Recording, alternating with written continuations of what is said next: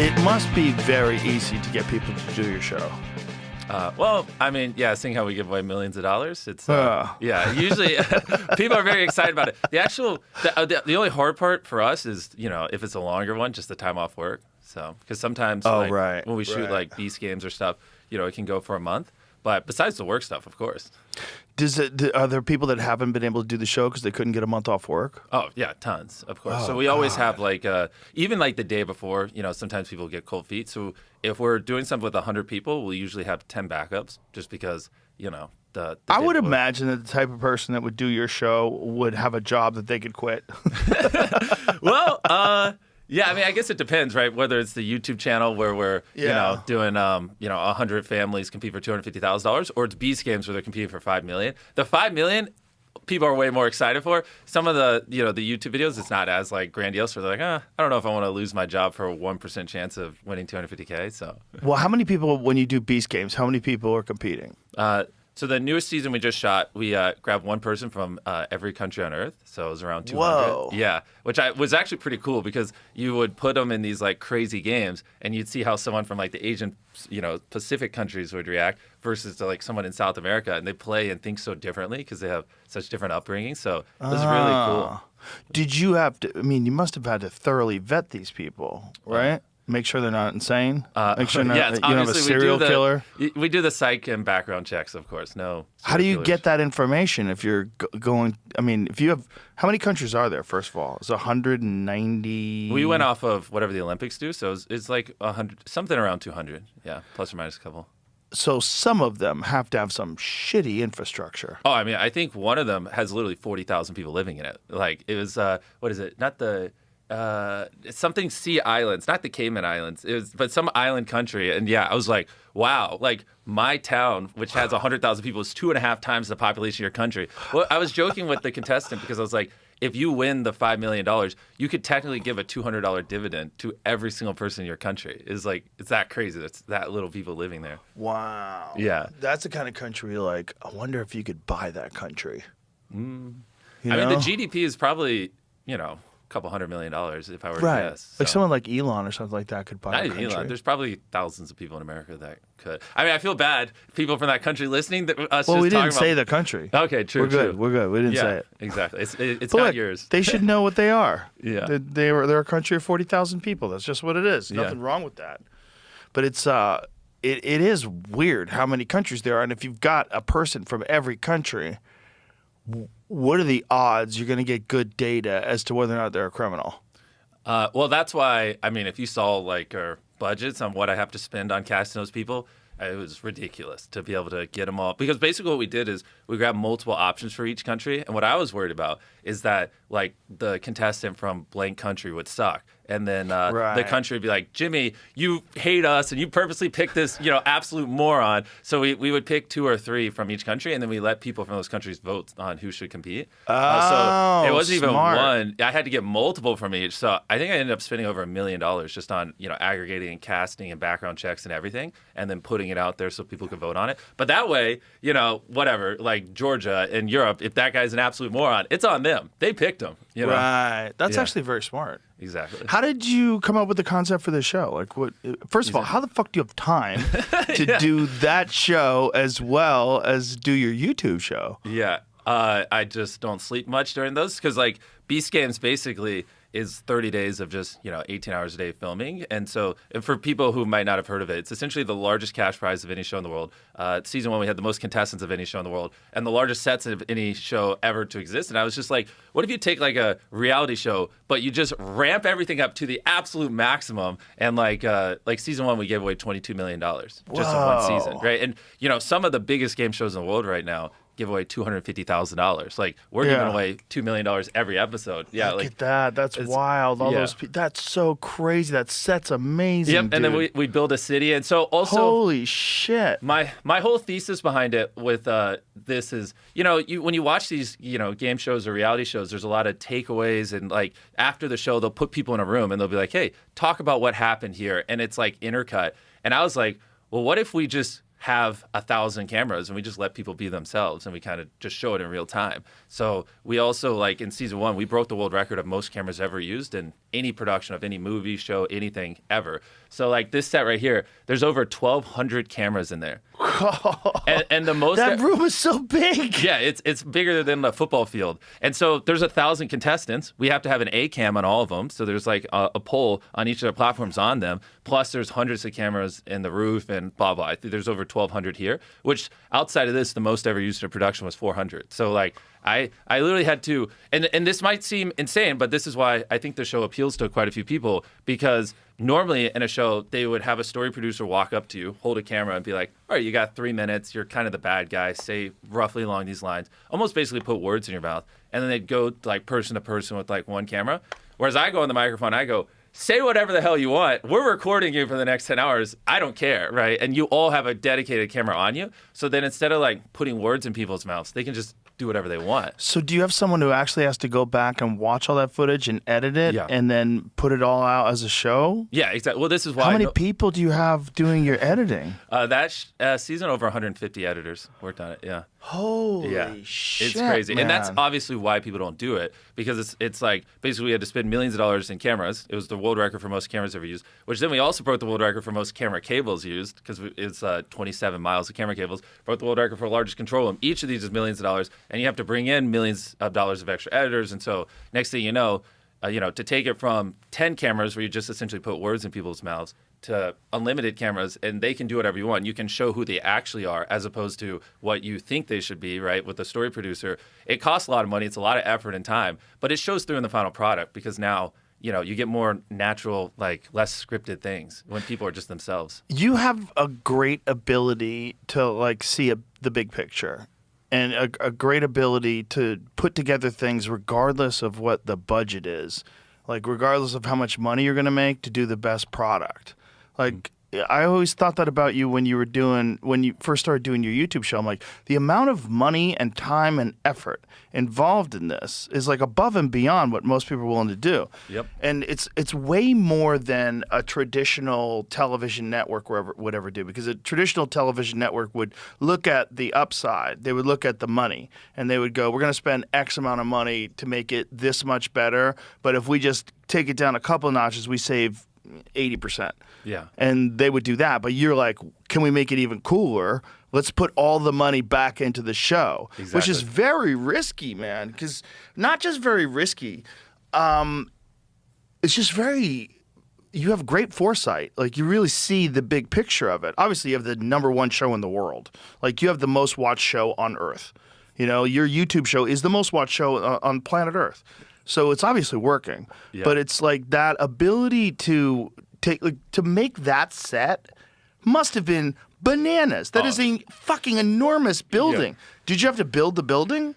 No, so that's in Toronto, but it's basically an airport hangar. I mean, we spent months trying to figure out how we could make this. That also is like 1,000 trap doors, because every single one of those, the trap doors open when they get eliminated. So that set alone was like $15 million. I mean, it was crazy. Oh my God. And thousands of people's time and stuff like that. It's actually, where we film Beast Games, is actually a pretty big deal, because it creates so many local jobs for people. So, I'm sure. Yeah, like there, it was like pretty wild. Every time. Can you say where you film it, or you keep it under wraps? That one was Toronto, Canada. Okay, cool. And every time I'd walk around on set, people were loving it, because even though we filmed for 30 days, there's months leading up to it and months after. Sure. So it gives people like consistent work for 6 months, whereas like before they're going project to project every week. But yeah, back on the going above and beyond, that's kind of my whole thing, is like, why make content that isn't great? And we just ask ourselves, how do we make the best content possible, as opposed to, how do we make the most money possible? And when you just shockingly going with that approach, you just kind of make a lot of money. Yeah. And and also it's I tell my team all the time too, like a big difference between us and other media companies is, usually like people at the top will always shoot down crazy ideas or tell you it's not possible, like whenever you have like these crazy brainstorming sessions. And I tell the team, technically anything's possible. If as humans we really wanted to, we could technically blow up the moon with enough nukes. Now we're not going to do it because it's not worth the time and it's not worth spending the money. But you have to have that frame of mind. Everything's for the most part possible if you're willing to spend the time and spend the money. So before you do the work and just figure out what time it takes and how much money it costs, you can't say no to something. Because almost all the time, like we filmed in the pyramids, and I spent 100 hours living in the pyramids of Egypt. It was fucking awesome. And for years, everyone's like, they're not gonna let you, live in the pyramids for a couple of days. Like, that's crazy. And I'm like, well, why not? Like, did you get a no from the leader of Egypt? No. Then I'm like, well, technically it's possible, And after years of talking with them and helping them understand that, it's going to be more of an educational type video, and it's not like I'm not going to run up the pyramids and take my shirt off and be like a lunatic. It'll be really cool. Eventually they came around to it and they loved the video and it worked really well. And it's literally like I could go anywhere in the pyramids for 100 hours. I went all the way up to the top of the middle pyramid. We went underneath it. It was really cool. And I tell my team, it's like, even some of my most veteran people, when we get these crazy ideas, their default reaction always is to go, I just don't think it's possible. And I go, look, it is. Sometimes it's just time and money, And is it worth the effort? The pyramid one must have been nuts. Oh, it was crazy. It was one of my favorite videos. Is that your first time ever being there?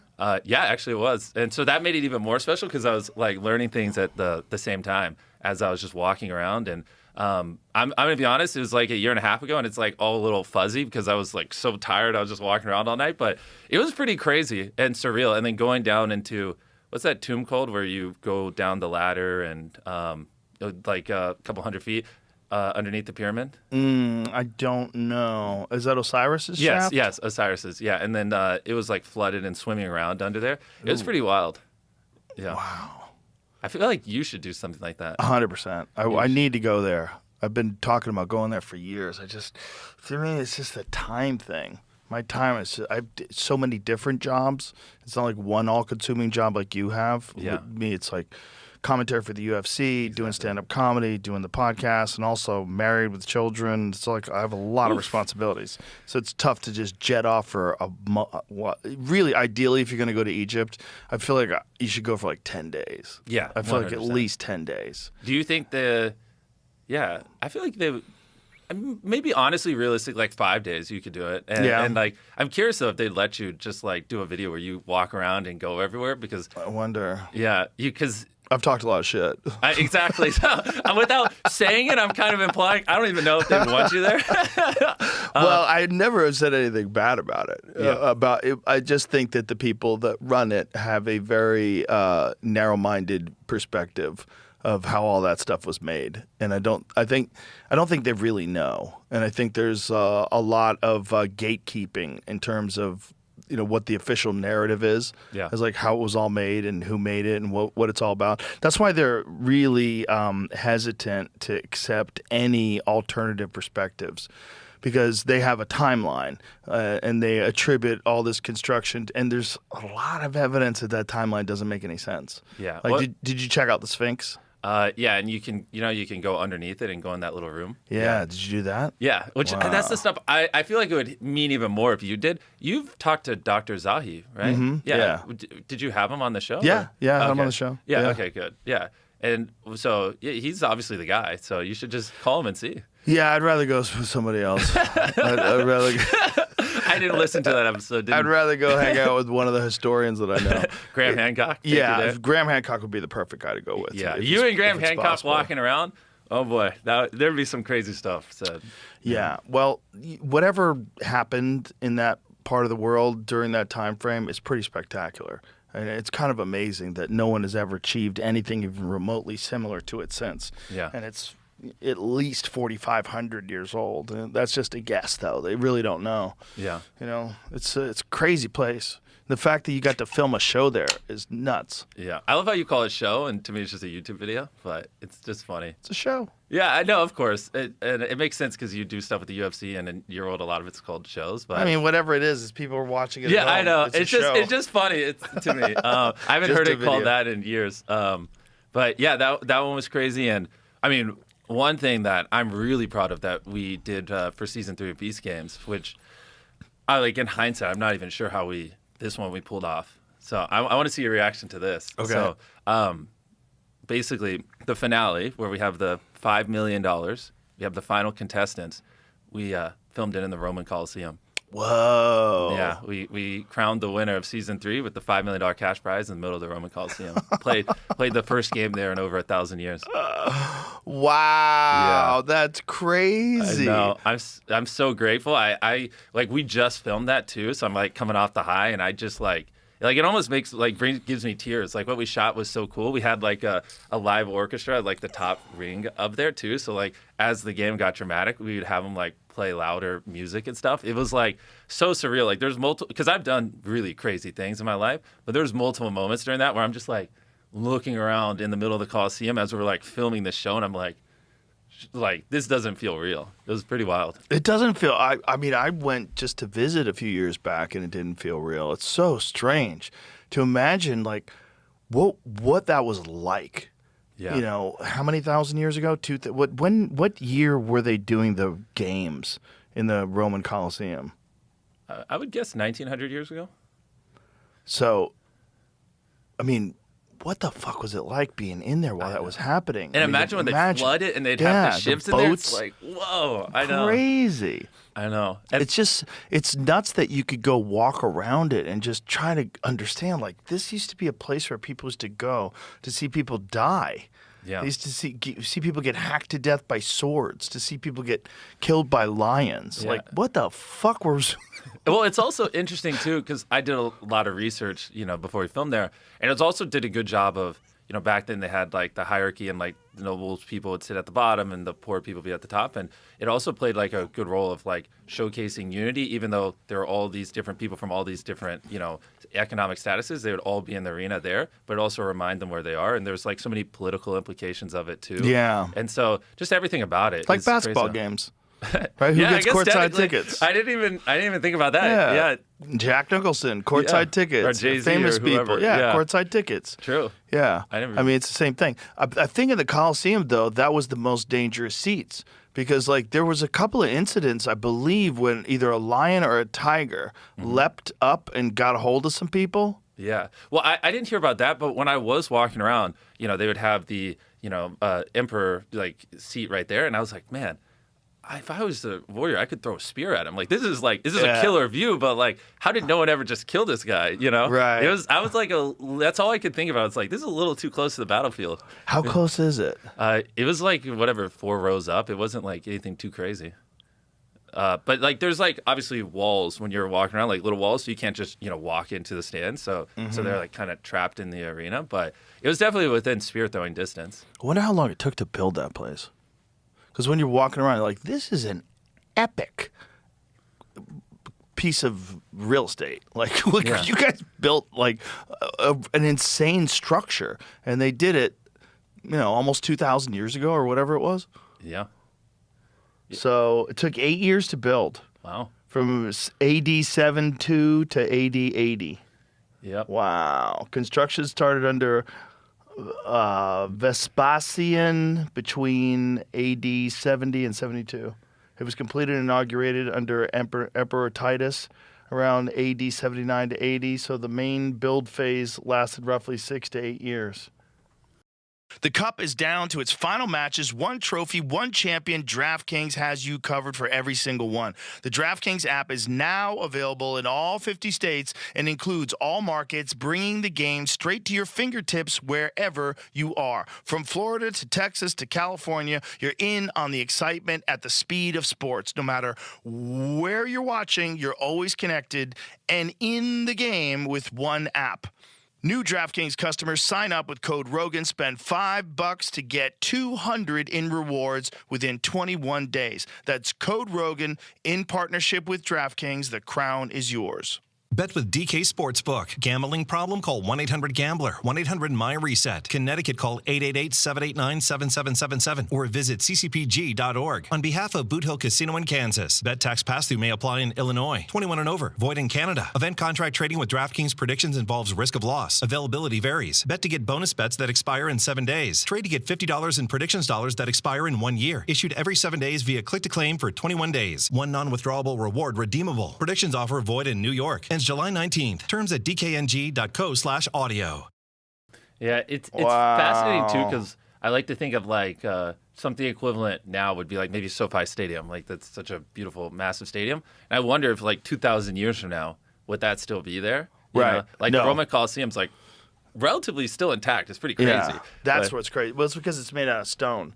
All of our stuff, like cement, will rot out. There's no way cement lasts 1,000 years. All the glass, everything will just get absorbed back into the earth. Dang. Do you ever see that show? They had a show like, what was it on the History Channel or something like that, where it was After Humans, I think it was called, and it essentially showed how long it would take for cities to completely be absorbed back into the earth.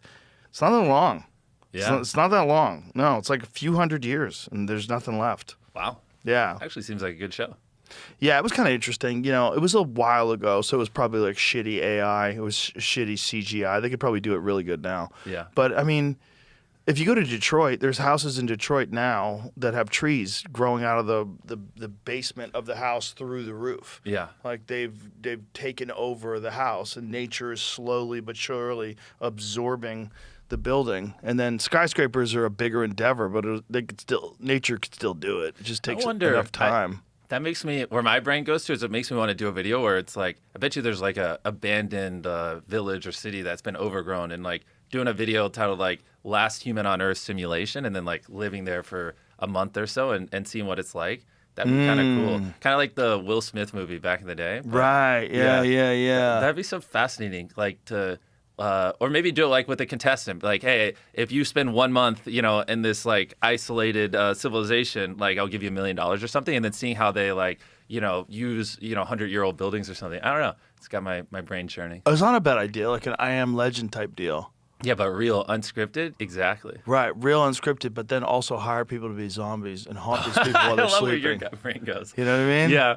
Hire people, like CGI them up, scare Yeah. the fuck out of people. I've been wanting to do that for a while, but I always get like hung up on like, okay, I can make some real zombies, but the problem is like, how do they kill them? And then, you know. Well, the other yeah. problem is what happens if you're not telling these contestants that zombies are coming. You're just trying to get a reaction out of them. What if this guy thinks it's a real zombie and kills one of the people? Yeah, well, we know? would tell him. I would have to say it's a zombie simulation, and and then I'd have to set rules on here's how you kill a zombie. You don't use a sword. You use this foam thing, and it's lame, which is why we've never gone around to it. But if there ever was a way, I do think that would be cool to like recreate a actual zombie apocalypse and like let someone try to live in it for a week, because it'd just be cool, because everyone's exposure to this is through scripted shows. Right. But to see someone like truly live in an unscripted one where we build rundown gas stations and there's like food that like we would say this is set in the year 2060, so I'd have set designers and everything design it where it like only Laffy Taffy is still edible and stuff, and it was like a true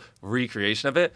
I've always wanted to do stuff like that. You could totally do that. There's a bunch of abandoned towns. No, it's just the one thing we could never figure out is how does someone kill a zombie and it's not lame, right? Because imagine someone with a Nerf sword hitting a zombie. Ugh, now it's like, okay, this is fucking lame. You know? Yeah. I've got- Maybe a paintball type deal.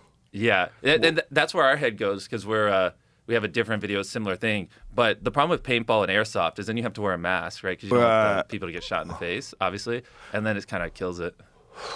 Or yeah, unless the zombie masks was the protection. Yeah, we put it over top Yeah. of the paintball mask. That's Yeah. true. Poor actors. They're gonna. Or you just burn have, alive. instead of like a regular paintball mask, have something that's just a hard structure that is like the shape of your face. Exactly, and So then you you make paint it over deformed top of fits it. to your face, and then you give them goggles, something clear, so their eyes are protected, and Yeah. then you do all the makeup on top of it. Yeah. Yeah. You know what? I should hit you up for these zombie things. I can.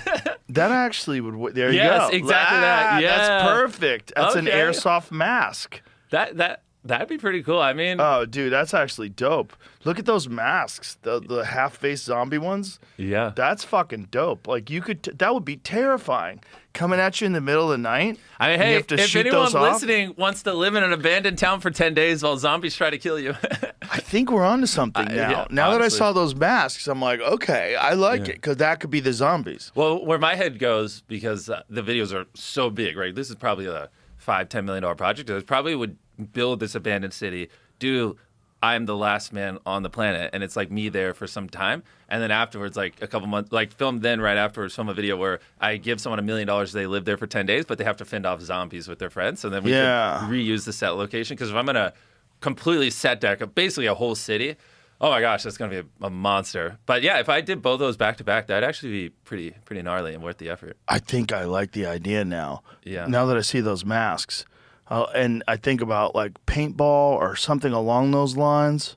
Well, what I'm picturing too is like ideally we can find a city with a skyscraper because I want like someone with the long lens pointed down of like someone picture them on a street. It's pitch black and they have like a fire and it's them and their 3 friends and and then they hear noise and zombies and stuff. Like those shots would be so beautiful. Like that it would probably be one of the most beautiful videos ever. And I'm picturing we put like vines like on all the buildings and stuff too. So well, if you wanted no one around, it's going to be hard because you're going to have to do it in an abandoned place. Exactly. And you're not going to get an abandoned skyscraper.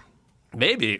So unless you're in Detroit. Well, we also, it doesn't have to be in the U.S. We did a video 7 days in an abandoned city where there's like some place in Europe where there was a city that was like war torn and stuff like that, and it had like hotels and tall buildings and everything. It was pretty wild. So really, yeah. And there's no one in it now. No one in it. But like tourists go there or whatever. Place. But they let us close it off for a week. It was pretty crazy. Well, that's the place then. Yeah, I just wonder if they'll, it's a little bit of history there, so I doubt they'll let me go in and like set deck everything like crazy, but. And also paintball everything. Exactly, yeah. Well, with those masks, we could do airsoft, which would be maybe even easier. Well, actually, no, the problem with the airsoft then is the trust system. You don't know if they got hit, so paintball is probably more effective. Yeah, you need paintball. Yeah. You need paintball, and it needs to look good when it splatters against them. I just, if someone on my team's watching this, just clip the last 10 minutes of this and send it to the creative team. I got you guys. I believe in you. Is there another way to kill a zombie other than paintball that would be wild? Like, is there something else? Well, one thing we've been working on because I've always wanted to like do Hunger Games in real life as well. Is so like these like suits where you could electronic like laser tag where you could just shoot and then it just like lights up. So what about shotguns with bean bags? Because they use those for people to like take out. Like when the non-lethal loads, Yeah. they have like bean bags that they shoot out of a shotgun. The question I would need is like, if I shot you with it like 3 feet away, would you still be fine? I guess you could probably adjust the pressure and stuff where it's not. Not really. Okay, well. You could, but you couldn't vary it. See, this isn't Fear Factor. This is Mr. Beast. You just have to figure out an exciting way to kill them where it doesn't actually hurt the stunt people or whoever's wearing the masks, whoever pretends to be a zombie. It would have to be something. I was thinking light him on fire, but that's... Could you pull up the 7 days abandoned city video and just skip to some random part? I'd love for him to see like how it looks because that with what you're picturing, and that really would be something you can't find anywhere else. And that's what like gets me excited is when it's content you can't find anywhere else. That's typically a huge indicator that if it's done well, people like it. Have you seen the show From? I don't think so. No. It's great show, but it's about these people. Wait, look at that shot. Pause it right there. So that's just one random building, but you can maybe go to the intro or something if you want to just show them like, this whole place. Like, look at these buildings. Oh my God, this is perfect. Yeah, and then if you pause it there, those are all the buildings in the city.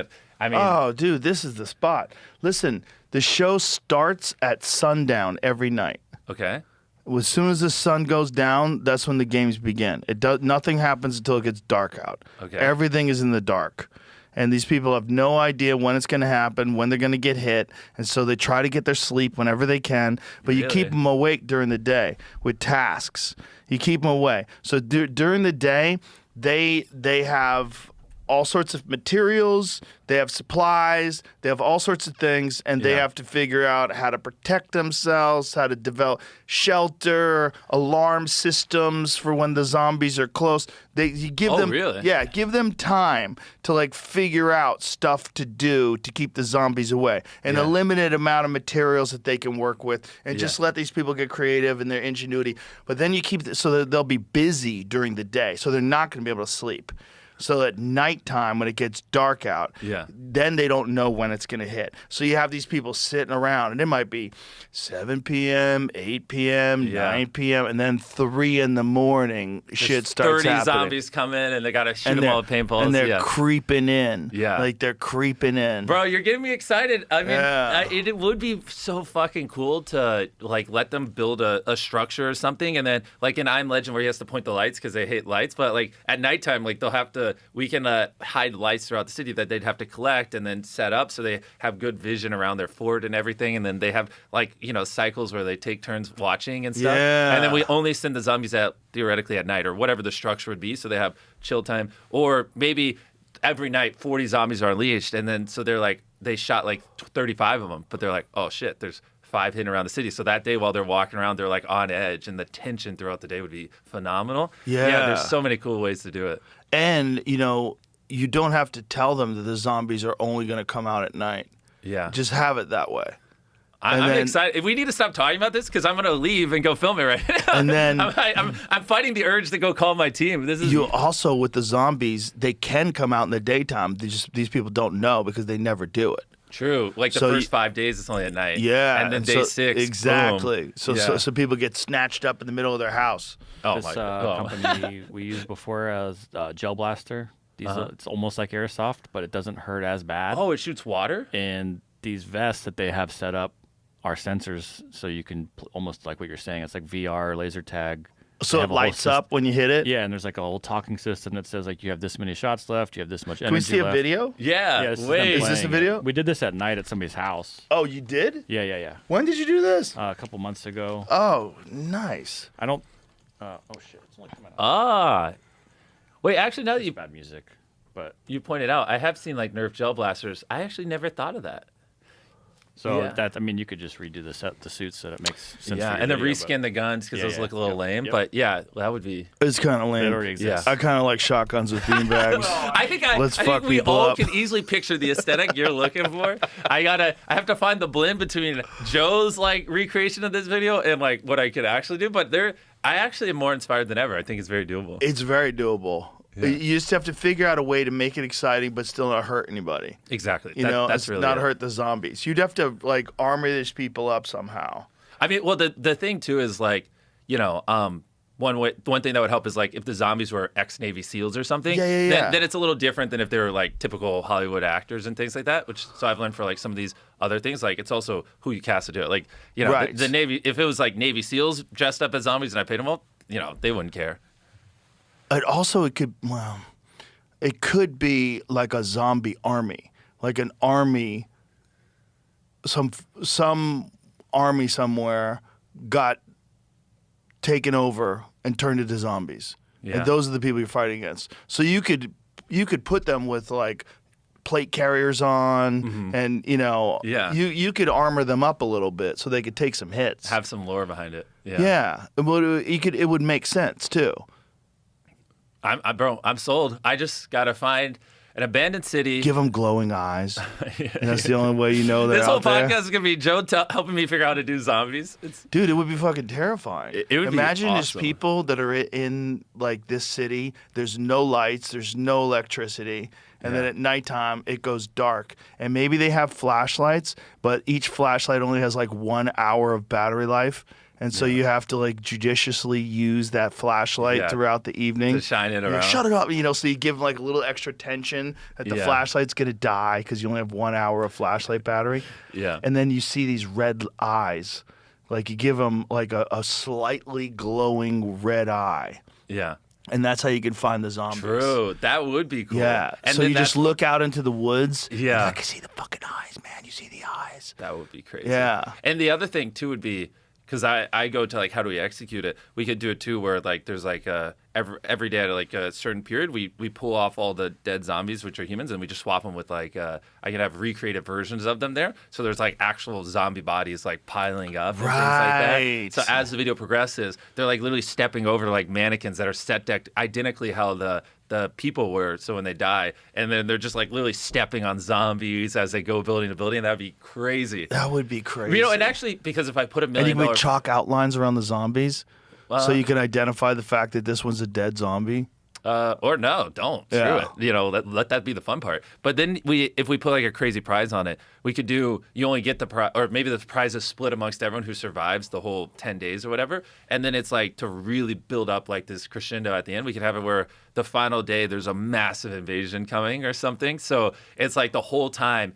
It's what if like every day more and more came? So day 1 it was 10, day 2 it was 20, and then 50, and then I'm like, we're gonna have 400 zombies come on the final day. So the whole video they're prepping for this like Game of Thrones type invasion. Not only that, but the people that get killed by the zombie, we think they're out of the game, but they actually become zombies. So when you think you won at the end, now the final game is you're competing against the zombies.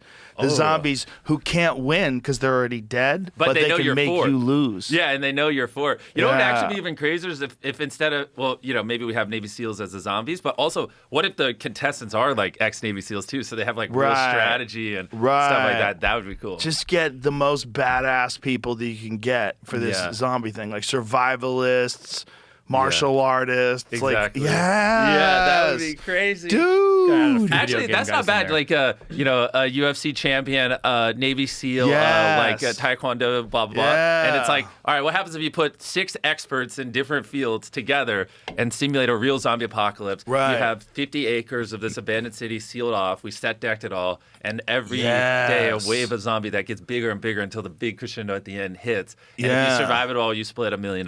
I think the really difficult challenge is figuring out a way to kill zombies that's not lame. Exactly. And doesn't hurt anybody. Actually doesn't kill people. I love how that's your second thought process, but of course, But it has to, because if you're hitting them, even with the gel soft, it look kind of cool, but it's like pew, pew, pew. Exactly. Pew, pew, pew. No, it's got to be ba-bang, ba-bang. And I could add those sounds in post, but we're big fans of practical, so I'd have my team take apart the guns and see if there's some way they can make it, even though it's shooting the gel, like make it go bang, bang, and then add like the effects, and we'd have to reskin the guns to look like real guns. And it would have to be it doesn't have to look like real guns, because it could be a gun from the future. That's lame. When you think of zombie apocalypse, you think it has to look like a gun that they grab from some dude's safe that they found in a house, right? That's what a zombie apocalypse is to me. Yeah, I guess. Yeah. Yeah. So it would have to look like a real gun. So that's why I like the shotguns with the beanbags. And also with a shotgun, like, you're only going to get so many shells. Like, you like, as long as you don't have one of those big, like, Terran tactical ones that has actually a magazine, it can hold like 15 rounds. If you can, I think a regular shotgun, like a Benelli, what can you put? How many shells can you put in one of those? I think 6. I think maybe 6. Something like that is good too. You have a limited amount of bullets, and reloading is hard. We just got to find out. Like, maybe if it was like 20 gauge, maybe it was like 20 gauge shotgun, like bird shot with a beanbag. Maybe that wouldn't fuck people up, but it would make a big bang. Yeah. And you'd be hitting them. And if you could find a way to light up wherever they got hit, like if you could put them in some sort of a suit where when they get hit, there's like gel packs. There's no way you can shoot shotguns at people. Yeah. There's just not Not a possible. real one. You're so wrong. But here he's living in his I know, utopia. I know. No. I haven't seen his eyes light up I'm like just this in thinking years. it's Let him have fun. No. This stuff comes to like a gun at a person. Come Okay, on, that's well, I don't humanity. know a lot about shotguns, so let's find out. I'm never what gonna have someone point a real shotgun at someone else, but yeah. Yeah, you will.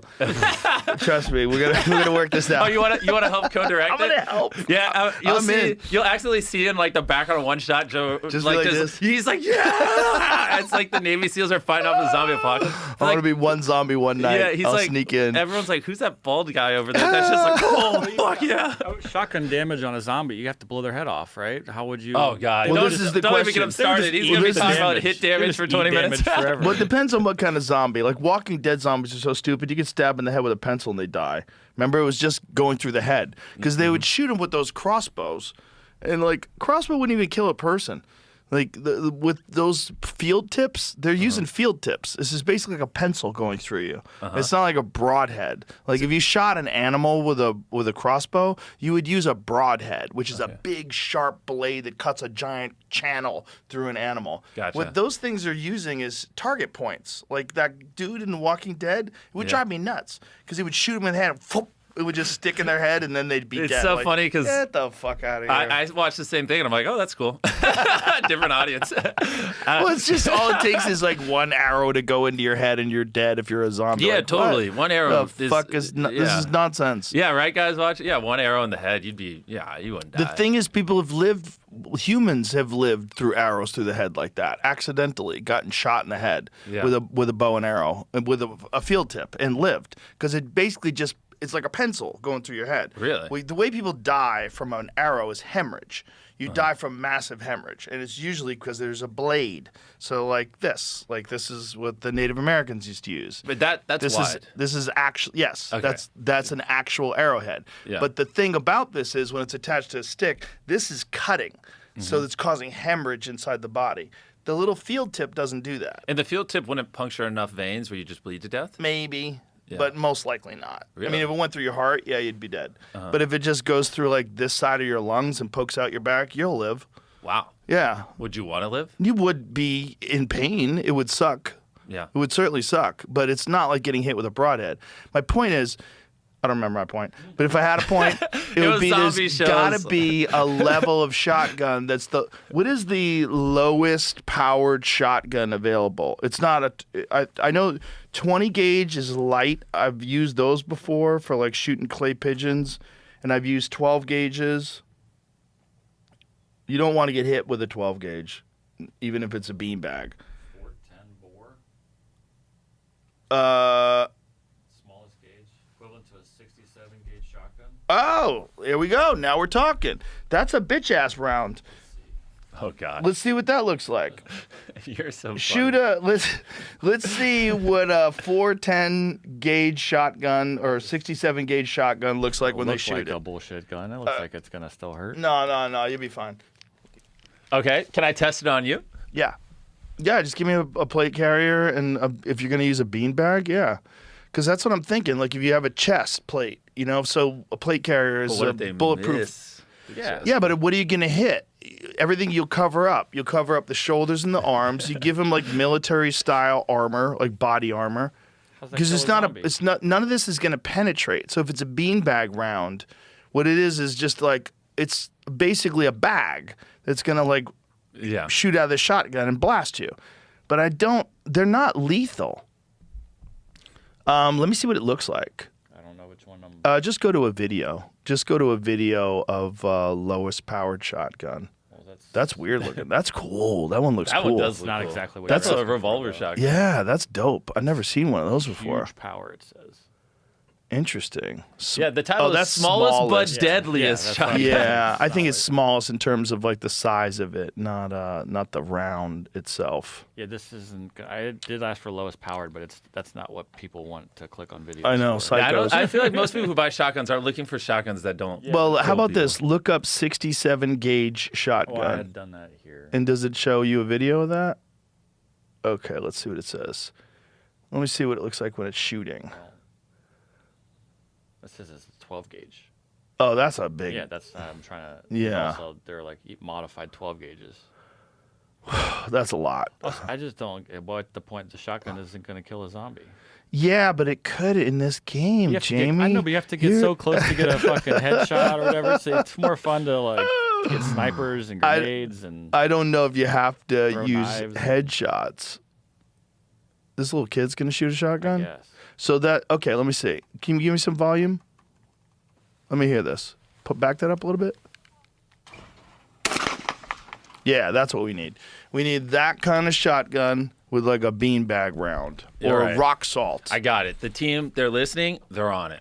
Yeah, something where it makes an impact. There's a sound like a gun going off, but you can't really kill anybody with it. Yeah. This is totally possible, dude. You'd have to have like very strict safety protocols in the set, though, because one of the things when I first moved to LA in like 1994, there was a guy that a friend of mine actually knew who was an actor who was on a set who took a gun that had a blank in it and thought it'd be funny to just put the thing to his head gosh. and pull the trigger. And he didn't realize that just the actual air coming out of the gun, if you put it right to your head, is lethal. And he blew his brains out.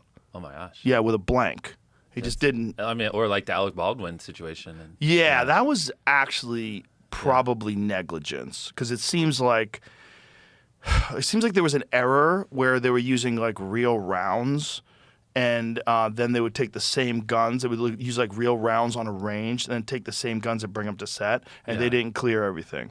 Yeah. So I don't know who's responsible for that. I don't know what ultimately came out of that. But you're never supposed to point a gun, even if it's not loaded. You're never supposed to point a gun at someone ever. In movies now, like if you and I were doing a movie, I'm like so hesitant to this whole shotgun thing. Welcome back to reality, Joe.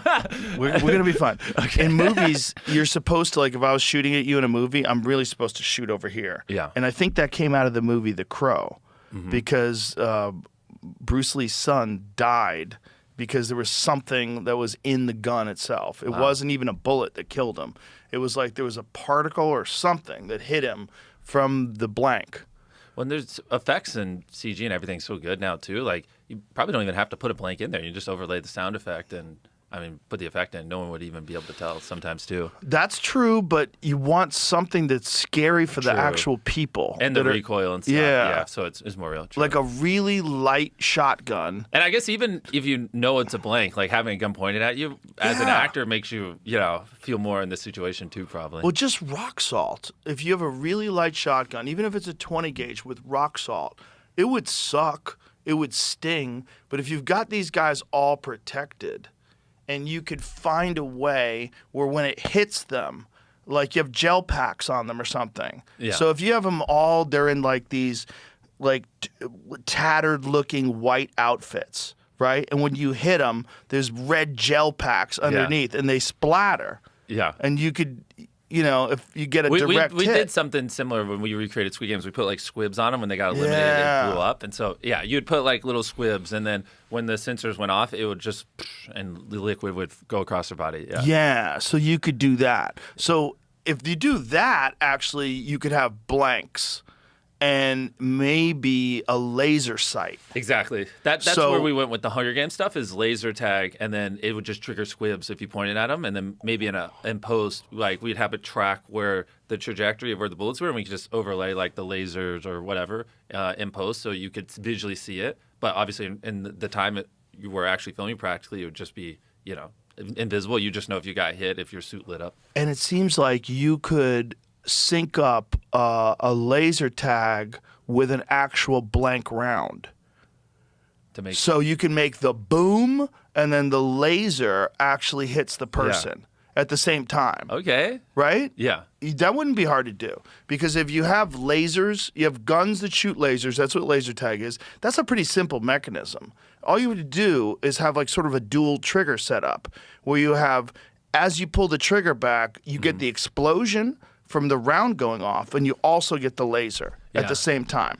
And so the squibs go off, you say the boom, and then the squibs go off, and you have it all coordinated together, and then it looks wild. And so then you have these zombies, exactly. Boom, you shoot them, you see splatter all over their chest. The only other thing we have to figure out is, where's this going? Because if it's going on my YouTube channel, we don't usually show gore and blood. So we might have to hit up wherever Amazon. Wherever you use to put fear factor and stuff, because that definitely seems like a more, it's going from like, we're usually family friendly to now this is very rated R, but it's not family friendly because you're killing zombies. Well, you know if something's family friendly or not if you say eliminated instead of killing. So if you're eliminating zombies, that's family friendly. If you're killing zombies, that's rated R. Well, they're already dead, so you're eliminating them. There you go. See, now we're back. See, they're already dead. And like you can tell if like a show's like for 18 plus or like 13 plus, if like before they shoot the person or whatever, if it cuts away, right? And like there's all these little things. Not that we even do anything. This could be wild. I mean, this could be if some streaming platform was like, yo, here's whatever, a blank check, just make it happen. Oh my god, Amazon should do it. They need people over there anyway. Yeah, or really, even Netflix, anyone. Really. Yeah, like it's the biggest no-brainer in the history of ever. Like the fact that no one's recreated this is kind of absurd when you think about it. But it's also like if traditional, independent of like the shotgun stuff you're talking about, if like a traditional people with traditional worldviews did this, it'd be so stringent and structured and stuff like that. Whereas like if we did it with like the Beast Games mindset, where it's just like there's cameras everywhere, they can truly do whatever the hell they want, and it's not like this like guarded thing, and it's an actual abandoned city. Oh my gosh, it would go crazy. Now we need a task. We need a goal. The goal would be survival. Right, but maybe survival while you're trying to accomplish something. Okay. Well, then this is like a mechanism that usually would work well, is the tasks every day will grow the prize pool. And if it's on a streaming platform, then the prize pool could be crazy, right? It doesn't have to be $1 million. It could grow to 10 million theoretically if they weren't being cheap. And so then it could be like every day, if you complete the task, I put $1 million in the prize pool. Each episode's one whole day. It's 10 episodes, 10 days. And so they could technically grow the prize pool to $10 million. You put some like, the UFC people and like, Navy SEALs and like these hardcore people, and you tell them like they could potentially share $10 million, bro, they would be trying their butts off those 10 days. The footage would be crazy. I mean, they would probably be like practicing during the day, like their rotations and everything on like holding off zombies. That would be really cool. Yeah, they would run training routes. Exactly. It's really interesting. We'd have to figure out how the zombies get them. Because you don't want physical conflict between the stunt people, the zombie people, and the contestants. You don't want them to actually fight. Exactly. Right? Yeah. So, like, we'd have to have rules as to what... It would probably be...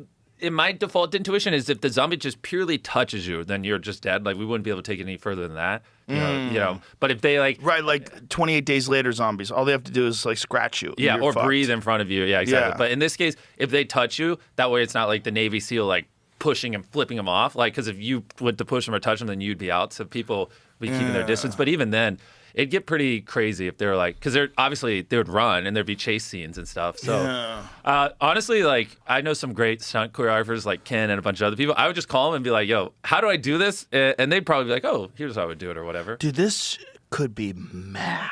Yeah. This could be a mad show. To set the stage, it's like abandoned city, dozens of acres, sealed off. Like I could literally build like a wall around it, so the SEALs and whoever the contestants know, like this is the edge. They're walled in, and then they're walking around, and then we have some of the best set designers in the like world come in, and like basically we'd pick a time in the future. We'd say this is 50 years in the future, and they would match exactly what all these buildings would look like 50 years from now. They'd put vines on this. If there's a gas station, they'd go through and like this is what would happen to Doritos 50 years from now. They'd literally mirror it identically across 100 buildings, and then we'd have a helicopter fly in, drop them off, and then it's like every day like we could have like an eagle fly over and drop their tasks of the day, and in the middle of the city is $1 million. Oh, that's what we could do. The prize pool in the middle, if the zombies touch it as well, then they lose the money. So they're not only defending themselves but also the prize pool. So in the middle of the city, so that's why they have to build a fort around it, and then every day if they complete their crazy task, right, which is distracting them from building their fort, then a helicopter will drop another $1 million on their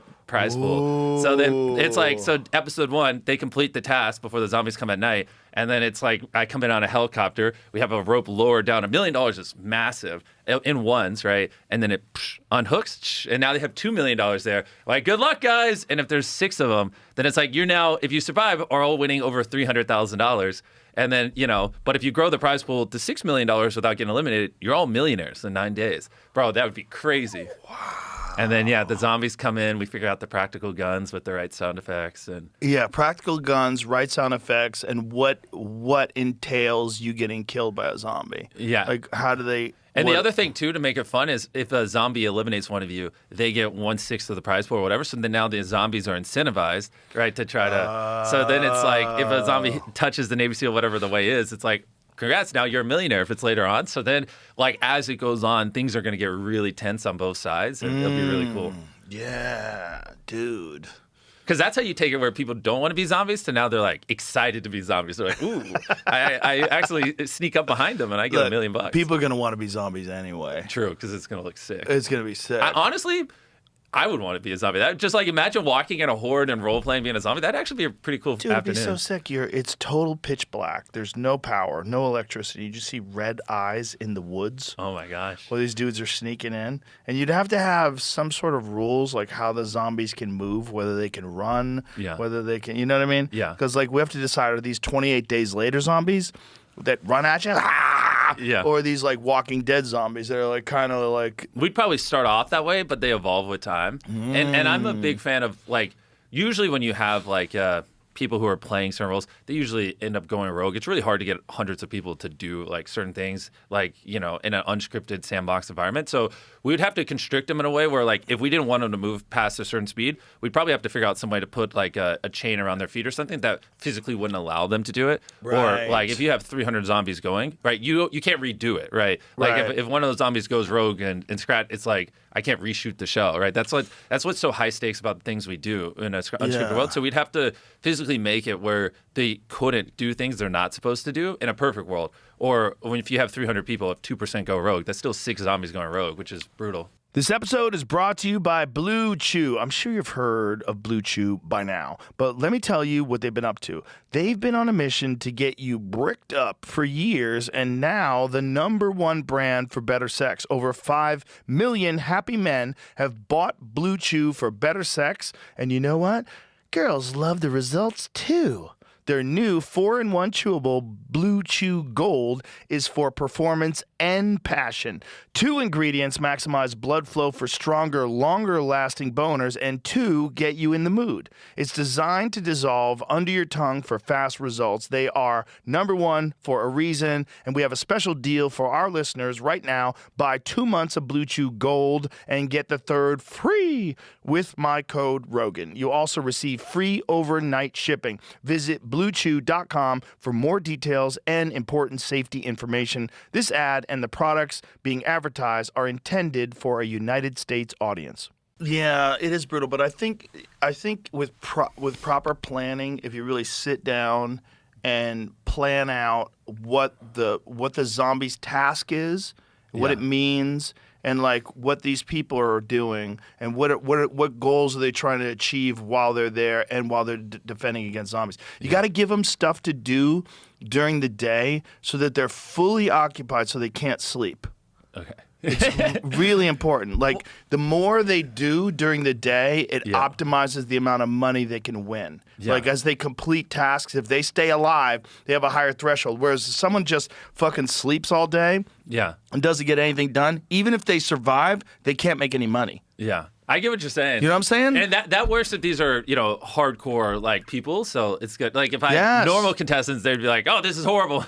You want that though. Yeah, you want people to bitch out. You want a few people to quit because there's always going to be people that Me won't and you quit. are held to different standards. And if I did that, there would be maybe 10 trillion articles written about how I'm the most evil man on the planet. But if I made it too hard where people couldn't sleep or whatever. No, listen, you can't read those articles. Fuck those people. Yeah. You just got to make an awesome show. Yeah. The awesome show is you keep these motherfuckers awake. And you make it so that they can choose to sleep if they want. Yeah. But there are tasks to achieve. And if you can complete these tasks, you have the potential to make a lot of money. But if you don't complete the tasks, you can't make any money, even if you survive. Bro, I'm sold. Amazon, Netflix, whoever wants it, let us know. Right? You got to keep these motherfuckers make awake this happen. so that nighttime is terrifying. Can you imagine seeing people sitting there with their shotgun?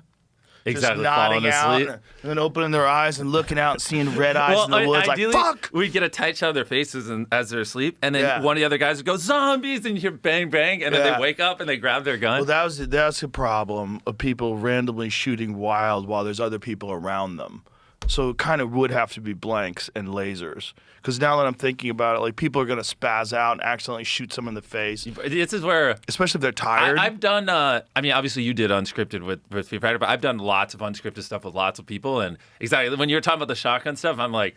there's just no shot in hell that we'd ever be able to. It would have to be like, but I love the Joe rounds, and we could do it in a way where we set that the guns where it looks really cool, and we could recreate the sound effect. But then Joe rounds, like those, it's essentially like the Nerf ones. Now I'm remembering them, like they're like water that explodes on impact. Those would be perfect, honestly. Yeah, but you want blanks because you want the bang. You want the bang for the people, for the psychological effect, the fear. It's in the middle of the night. It's dark. You're making a bang go off, the flash of the bang going off. Yeah. And then maybe to avoid people being able to shoot each other, maybe at nighttime they're completely separated. Maybe at nighttime. No, you want them together. I'm telling you, like if they built a fort around the money, what you want in the shots is you always want people to be able to tell what they're competing for and like their why. And you usually, but you don't want to have to say it, right? You don't want to have to say, "Oh, I'm competing for this money." But if you have the money in the background of the shot, intuitively viewers will be like, "That's what they're competing for." So like a fort built around it where they have walls and they're standing on it and you see the money behind them in the shots, like intuitively to a viewer, you're going to instantly understand the motivation, and it's going to be it will just be so crazy, the shots. It'll be Maybe so it's like a super advanced game of hide and seek at night where the people can't talk. They have to be very quiet, because the zombies have like hyper hearing. Like you give the zombies like Walker game ears. You know what those things are? No. It's like, do you ever go to a gun range? Yeah. Because you know you have those headphones. Oh, and that they you amplify. You can hear everything else way louder, but when guns go off, it kills volume above a certain amount of decibels. Yeah. So they can hear everything. So if you hear someone whispering like that, the zombies like will be able to key in on it. Yeah. They'll know where the people are, and these people have to hide from the zombies at night. True, because I guess the other thing is, if they built a fort around it, how would the zombies even get to them, right? 'Cause Right. now they're gonna have elevated So walls. instead of that, you have people that are trying to hide. So you got these zombies slowly creeping through these abandoned buildings looking for people. Yeah, we'd have to get it too with them where the seals and stuff couldn't like lock doors or anything, right? Right. No locks. So it basically no like, doors have locks. That's what makes the hide and go seek so good. All the handles or all the doors are removed. Yeah. There's no locks. So every night, maybe we would brainstorm it more, but it would, theoretically, they all have to hide in a different building or something. They couldn't be in the same building. And then the Yes. zombies scatter across the city. And then wherever you are in the building, people have to be able to get to you. The zombies have to be able to get to you unrestricted, right? Yeah. And so maybe before we release the zombies, we'd have a producer just go in and walk a path. Like, all right, there's a factual path where you could die to a zombie. This is good. And then we'd let them loose to make sure there's no cheating. There's something. This would be wild. This could honestly, this is one of those things where I say this to my team quite a bit. It's either going to be like the worst show imaginable that people clown on, or it's going to be like the #1 show ever. And there's no in between. Like you don't do this like kind of all right where people are like, I like it. It's either like cringe, we failed, this sucks, or it's like, this is the greatest thing ever. Why did this not exist before? Like The Walking Dead, or what's the HBO show called? The one with The Last of Us? Yeah, The Last of Us in real life. Like, how has no one done this? You know what I mean? Like actual true simulation. And like, if we executed it properly, I really could see it being like a #1 show in the world type thing that people would like. Because also you have to think like the world is ran by clips these days. On like TikTok feeds, Instagram Reels, and YouTube Shorts. And like, it is arguably the most clippable thing ever. Like any 10-second scene of that you could just throw on YouTube Shorts and it'd go viral because it's freaking zombies getting shot at. And you know how cool they can make those masks look? Yeah. I mean, you get a real special effects guy to work on those masks. Yeah. Like one of those experts. Can you search up Mr. Beast zombies?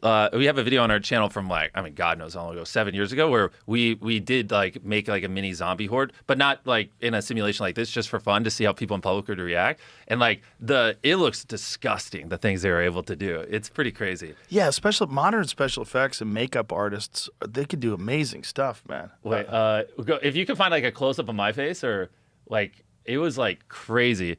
We just brought in Is this people where for they come in? Yeah, like that kind of stuff. Like look at my face right there. Like pause it. It's freaking wild. Dude, you could totally do something like that on the outside of one of those masks. Yeah, 100%. 100%. Exactly. 100%. That was really all. That's the look. What yours looks like with like the teeth and everything and fucked up flesh, that is the mask. Exactly. So you take that hard airsoft mask and you put that shit on it. Joe, the problem is I want to go work on this now. We got like you're gonna be like, so it's funny. I have this thing where this might sound like crazy to some people, but when when you feel your heart rate get elevated, when I talk about an idea and I can feel my heart rate get elevated, I'm usually like, that's a good indicator that it's like a good idea, because it means I'm getting like, dude, this is a excited. good idea. Yeah, I know. I can literally feel, or not anymore, but like a couple minutes ago, I could feel my heart beating because I was getting excited, and it's like, that usually almost always correlates with people, because if I'm getting excited talking about it, you have to think like a lot of things right now are, because of TikTok and Reels and stuff, they go viral because of word of mouth. And so like if just talking about the idea gets someone excited, then that usually means like a lot of people are just going to talk about it. And if a lot of people are talking about it, obviously a lot of people watch it. And so that's why I call it kind of like the heart rate effect. Like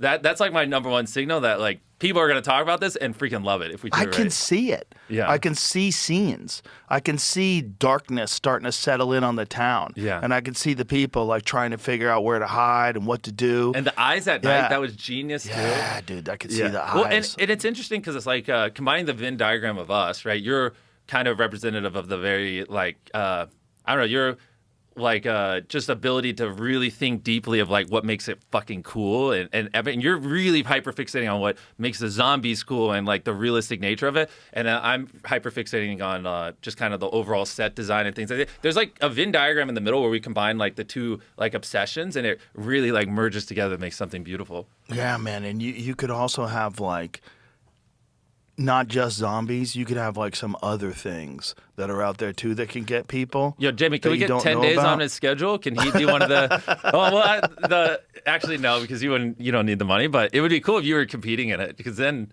that would be insane. Yeah, it's too much time. Exactly, I know. Just cancel some podcasts. I like the idea of it though. How about never mind. You pick them up in the car to take them to a podcast, and they're like, oh, whoops, we're in an abandoned city. Oh, here's your shotgun you talked about a year ago, Joe. Wow, anyway, zombies are coming tonight. What, he's going to leave and not shoot zombies? Come on. Have you ever done Sandbox VR? Is that the one where it's like you just go in and there's random worlds and you can walk around on them? It's a warehouse. You go in there and they have fans and stuff, so it like simulates like the wind. And you go in there and you put on a headset and you put on a haptic feedback vest. And one of them is called Deadwood Mansion. That's my favorite one. Okay. And you go in there and you shoot zombies. You're in a mansion. You're in this like abandoned mansion, and rats come out and zombies, and there's guys in the ceiling. It's fucking awesome. Yeah. You would love it. But you might get some ideas if you do that, because You mean we're co-producing this now. Yeah. You're too invested. You just spent 34 minutes on a whatever podcast like ripping on it. Well, there's something to it, man. I see it in my head. I'm like, that would be an amazing show. I just see these people like in a parking structure, like setting up, getting ready, and the sun's coming down. Yeah. And they're like, look, we have about 20 minutes of daylight left. Yeah. And you realize, like, God, I'm so fucking tired. Well, I and haven't slept. they're like, there's still $200,000 left we could earn today, but we need to start prepping this. And one guy's just greedy as hell, and another guy's like, we're gonna lose if you do that. And they're like infighting and stuff, as we're getting like dramatic, like, B-roll of it from like wide shots, because everything too could be shot really far away. So like it's like lenses are punching in, and so it's not like there's a camera crew on them. And you could have each day when it's tasks, right? So you have to accomplish something, and the more you accomplish, the more money you could potentially make. Each day is an escape room. So every day there's new puzzles to solve, and then you're getting fucking tired because you're not sleeping. Actually, the escape room's a good through way to do the task. It's not like some goofy stuff like move this rock from one side to the other, but like an actual escape room. And maybe the $1 million they win each day is inside so it could be like I drop a volt every day in the middle, and then like you have to do a series of things to figure out the combination that are hard, and then when you solve it, then it goes on the money pile. Have you done many escape rooms? I live in Greenville, North Carolina. There's not like many there. But so dude, I don't... me and my family, we do them everywhere we go. They're fucking awesome, and the best ones are in Vegas. Ooh. They have an It one in Vegas, It 1 and It 2. You're in this. It's fucking incredible. Okay. It's so good, and it's huge. It's like 30,000 square feet. This place. Yeah. And they actually have Pennywise the clown. They have an actor who Yeah. wears the fucking suit and looks just like Pennywise and scares the shit out of you. Yeah. It's amazing. But those kind of people, you could recruit those kind of people to design puzzles and things where people 100%. have to do every day. And then you're dealing with sleep deprivation and people having to work together. And now, oh my God, dude. And I know the perfect people for it. We did for Salesforce, we did their Super Bowl commercial this year. And in the commercial, I hid $1 million in it. Like basically, if you watch the commercial, just with your computer in the commercial, you can win $1 million. And there's like a bunch of random clues and puzzles hidden through it. And so the first thing it did, took you to a website that just like loosely explained it. Over 60 million people visited that site and attempted it, but it still took weeks for people to find the $1 million. And it was like one of the craziest internet like puzzle hunts ever, because it would like take you to this website, which would take you to this other one where you'd have to call a number, and like it's a 4-hour voicemail. But like at the very end, I would like say like 1, 2, 3, 4, 8, blah blah blah. And if you weren't recording this, you're gonna have to listen to all 4 hours again, hang up, and then it's just like sending you everywhere. And it's basically like 100 of the most complex puzzles on the internet. And like it took this like group of like really high level puzzle solvers almost an entire month to solve it, even with $1 million on the line. And millions of people were trying it, and there's a whole subreddit dedicated to it. And so I just basically went on Reddit and I got all the most cracked out puzzle solvers in the world. And I was like, if you had unlimited budget, how would you make the most insane puzzle ever? And then that's what they came up with. And it was like, it's like hard to even articulate the steps on it. Like some of it was I don't even know how to describe it. It was like so complicated. Like sometimes there's like a page with like a bunch of buttons on it, like 1 million buttons, but only one works, and like you have to go through and click it all. And so some of them were mundane, and then other stuff is like a paragraph of text, and you have to like use some old language to like decipher the text to figure out what the words were. And so like each puzzle required like a different skill set to like get through it. Wow. Yeah. I could think of all sorts of different things you could have these people do, like during the day, these different tasks, different puzzles that they have to solve.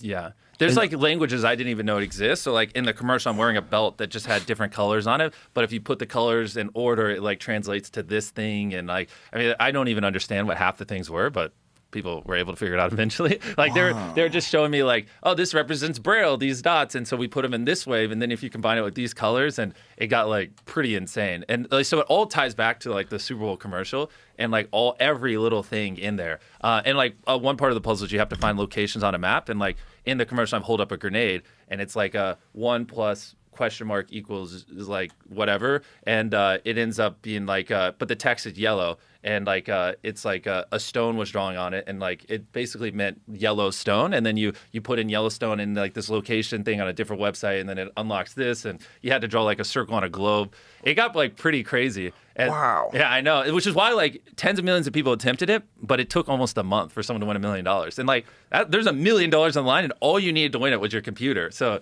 it was like pretty cool to see like communities form, and like people are doing like daily like podcasts and updates on it of like what the next like step of the puzzle were. Because what you'll see in these puzzles too is like because we also did one years ago. I love doing these like online scavenger hunts that with just your computer you can win a bunch of money, and you'll see like when one person will solve a thing, and then hundreds of people will solve it right afterwards because they'll go post it on Reddit or they're working in groups. And so it'll be like stand still at like step 42, no one's there. And then you'll just see one person goes on this website that's step 42, and then tens of thousands of people would go there. But then as you get closer to the end, you stop seeing that effect. They start being more secretive and quiet about it. Wow. And so it's pretty cool to see like the psychology of how they do it.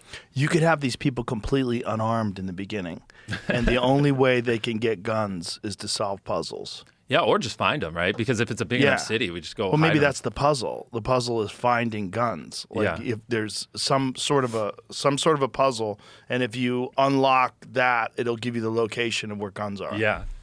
Yeah, and maybe and I also think of like fun stuff too. Like we could give them like there could be a gun safe or armory in this city, but it's like they have to like break into it, right? And that could just be a thing that takes like a ton of time. Like so they have to like go find. Maybe one of the contestants we make sure is like certified in like explosives and stuff, and they have to like, oh no shot of stream platform would be okay with this, but it would be cool if we let them like, there's like mixtures and stuff to make a bomb hidden throughout the thing, and they have to go find it, and he makes like a mock C4 and puts it on it, and and then that's how they get in the gun safe. But maybe it's more like what's that, hacksaw or whatever, and it's like we get a safe where if you hacksaw it for like 10 hours, you can like break the lock on it and get in. So then someone just has to stand there and hold it. Or you give people a stethoscope and a book on how to crack safes. True. And you have them like click, click, click, click, click, Yeah. have them try to figure it out. Yeah, and someone's just like there for like 2 days straight. But then if he gets in, it's just straight loaded with ammo and stuff. So it's like because a risk reward. There are old school safes that you can do that to. I don't know if they can do that with the new ones. Yeah. But if you have like an old school safe where you can actually hear the tumblers turning. Exactly. Click, click, click. Well, we could also just build the lock. I mean, the beauty with the team like ours is like it's possible. Just like get the safe that looks aesthetically how you want, and then just replace the lock, right? And then, just make it so that it's solvable, but complicated. Yeah, that would be cool. Because then it's like, well, I'm a big fan of when they have agency, and so it's like, it's like we could even lay it out there like this will take days to solve. Yeah. And so you could spend days going collecting guns or days making money to grow the prize pool, or you could spend days trying to get lucky on this like safe that is doable, but there's no guarantee you figure it out. And having tons of stuff like that, that's what like makes it interesting too for the viewer, because you're like, I love in these kind of reality shows where a viewer can ask, what would I do? Right. Yes. And that's why it tends to be what like people in families when they watch together, they love like in Beast Games when I offer someone $1 million, but you have to eliminate your friends. Sometimes people turn down the $1 million, sometimes people take the $1 million and eliminate their friends, and like that's an interesting thing to go. Well, if I was in their spot, I don't care. Like it's $1 million. The point is to make money. That's why I'm on the show. Take the $1 million. But other people see that and they're like, no, like my integrity is worth, I wouldn't take $1 billion over my integrity, right? And for and some people, even though it's a game show, they're like, no, I care, And so, but giving them like these kind of dilemmas all throughout it too. So then as a viewer, I can be like, yeah, I wouldn't do that. I would just go scavenge, It'd be cool. Also, you could make it so that ammo and certain supplies are only available at night. So they're incentivized to move at you night. have to go out. You have to decide whether or not it's worth getting caught, whether or not you can sneak around and grab the ammo, and then you also have to find it. You have to find the ammo, maybe find food, find supplies. Like supplies are left in duffel bags at night. You know, bro, there's so many ways we could take this. Something that would be cool is every night we move their pile of money into a random building that they don't know. Right. But it's all pre-selected, so it's not like we're screwing them. So like we as producers know the 10 buildings each episode. So then night comes, come in, lift up the money, and we put like a helicopter literally lifts it up, puts it on top of a different building. Yes. So now they have to get set up in this building to defend it, but they weren't planned on it. So that's why, because also, that's the other thing you have to make where every episode's not the same. So then now every nighttime would be different because they're in a different building and they don't know. Yeah, that's cool. Yeah.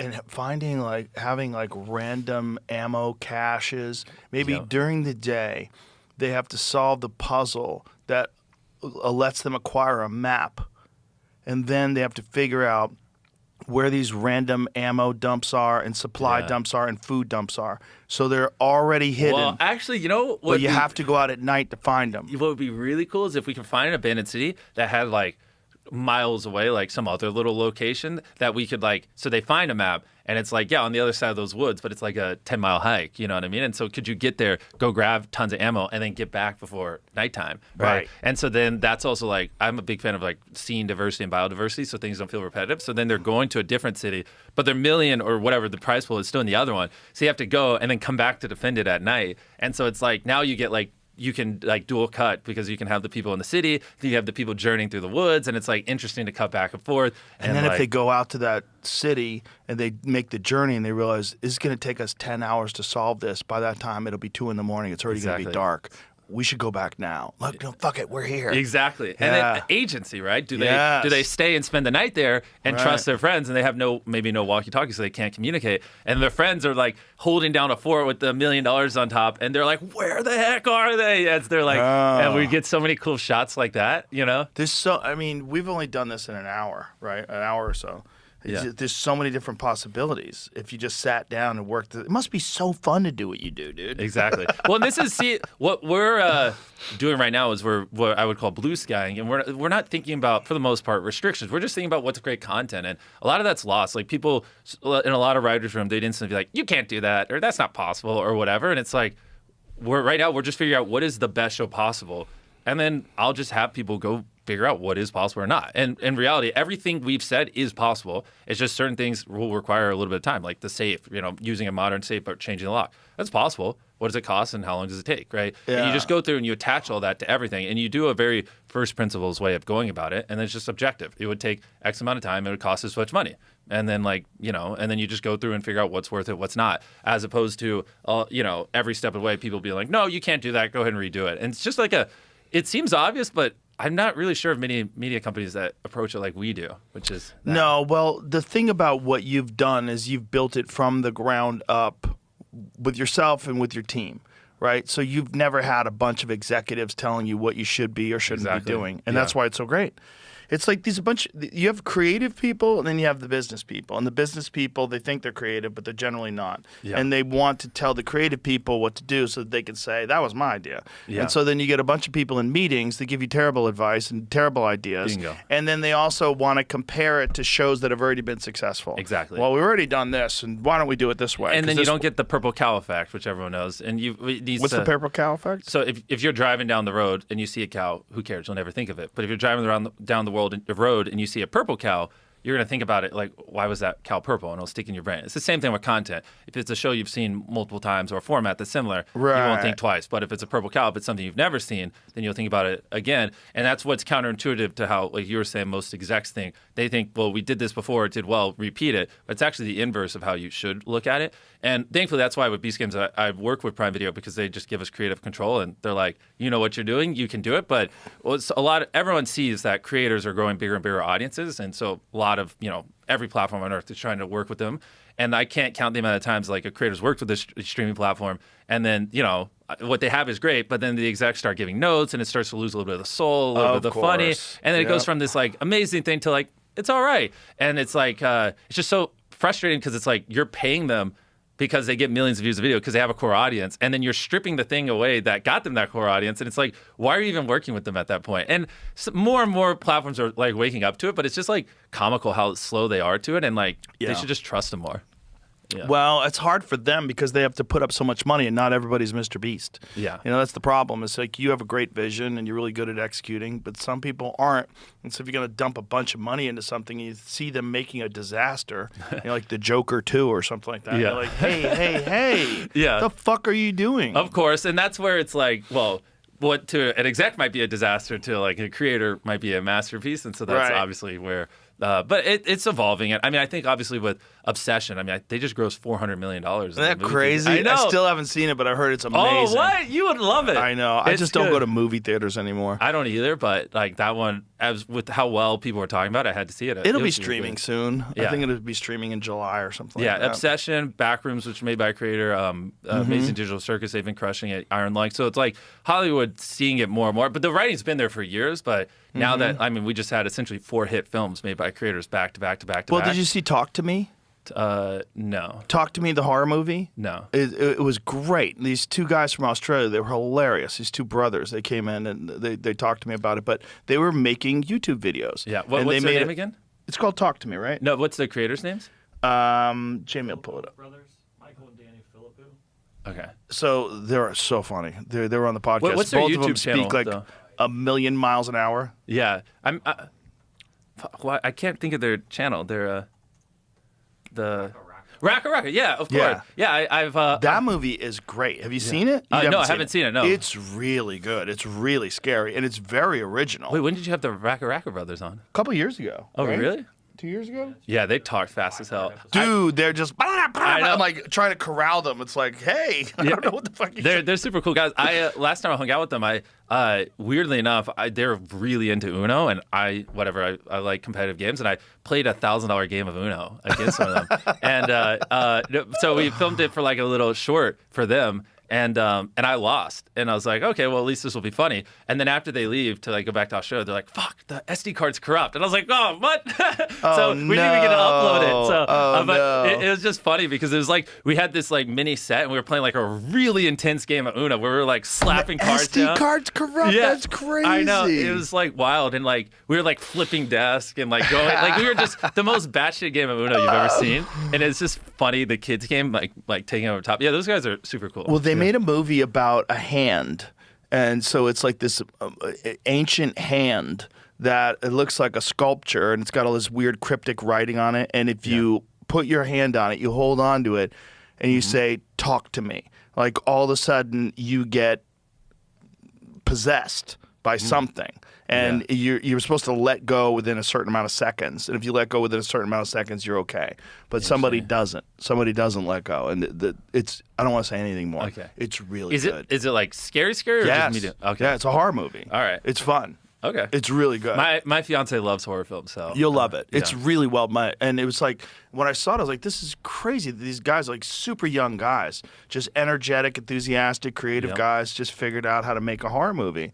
Yeah. And it's all done in Australia. So it's like everyone's driving on the wrong side of the road, and they're all Australian people. So it's like you don't have to have famous actors to make these amazing Nope. movies. Yeah. It's like it's not really necessary. Well, like the Backrooms, I think the director, I think is like 20 years old or whatever. I mean, very, very young. And I think it just crossed 100 million. The and box Obsession, office. same thing, right? Yeah. I think they're a little older, but yeah, in their 20s, YouTubers. And they make like Curry, like just the silliest, goofiest like skits on TikTok and Instagram Reels. And now, and then you watch Obsession, it really is like one of the best movies I've seen in a while. And it's just like hilarious to see like the jump. But when you look backwards, it's kind of like Steve Jobs says, it's hard to connect the dots going forward, but you can connect them looking backwards. When you look back at his skits, they were very well shot and very, beautiful. And you can like kind of connect in your dots. I can see how this person made hundreds upon hundreds of these like little scenes on TikTok and Instagram, and then that led to being able to compile a bunch, and it was like essentially practice for the movie.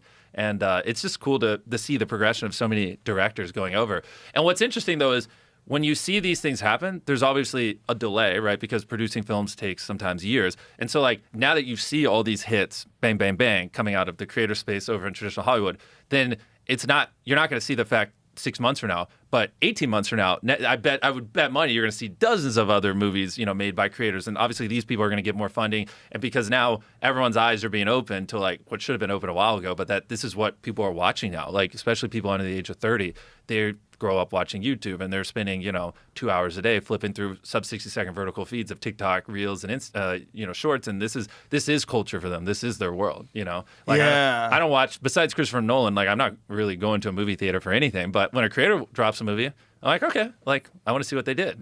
I always want to see what new innovators are coming up with, like people that are just like thinking outside the box, they're not trapped in that sort of a weird world of like how to make a successful film. Yeah. They have a creative vision and they're just trying to Exactly. follow it out.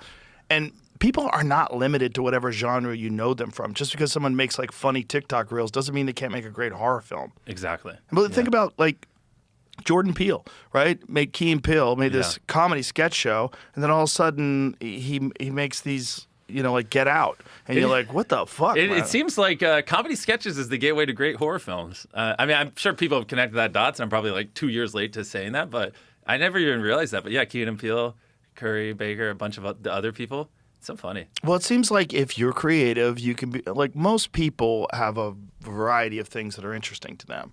You like comedy movies, you like horror movies, and just because you make comedies doesn't mean you don't have some good ideas about something that's absolutely terrifying. Yeah, and I wonder too, I feel like horror films, it's a little easier to do it on a smaller budget because it's like a lot of it is like the unknown and you're not necessarily having to show it and suspense and stuff. Whereas like, you don't really see like, I can't really think of like a couple $1 million action film that like really crushed because like obviously those are very expensive. So it seems like also a good place where you can make something like the difference between $100 million horror film and like a $10 million horror film, I would argue honestly really isn't that big, like because it's Well, it more depends on what you're doing, right? But it's So like if what makes it good is the premise behind it, right? Like the Yes. tension and like if the thing that's scary it like makes you feel that way, but like feelings aren't directly correlated to money spent, and like you could have like this monster that doesn't appear to the end, and you don't need to like CGI it throughout the whole thing. But if you tell the story in the right way and the constant tension, you can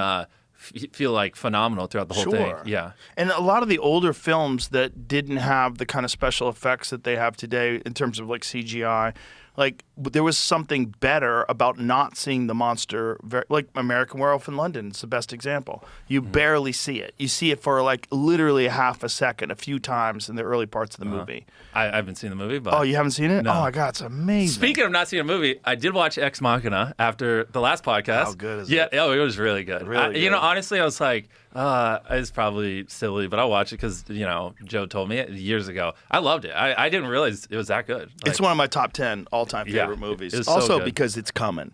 Yeah. That's coming. Oh, now, yeah, it's Yeah. more relevant than ever. Did you see the Computer Electronics Show from Vegas this year? Computer with the drones? CES.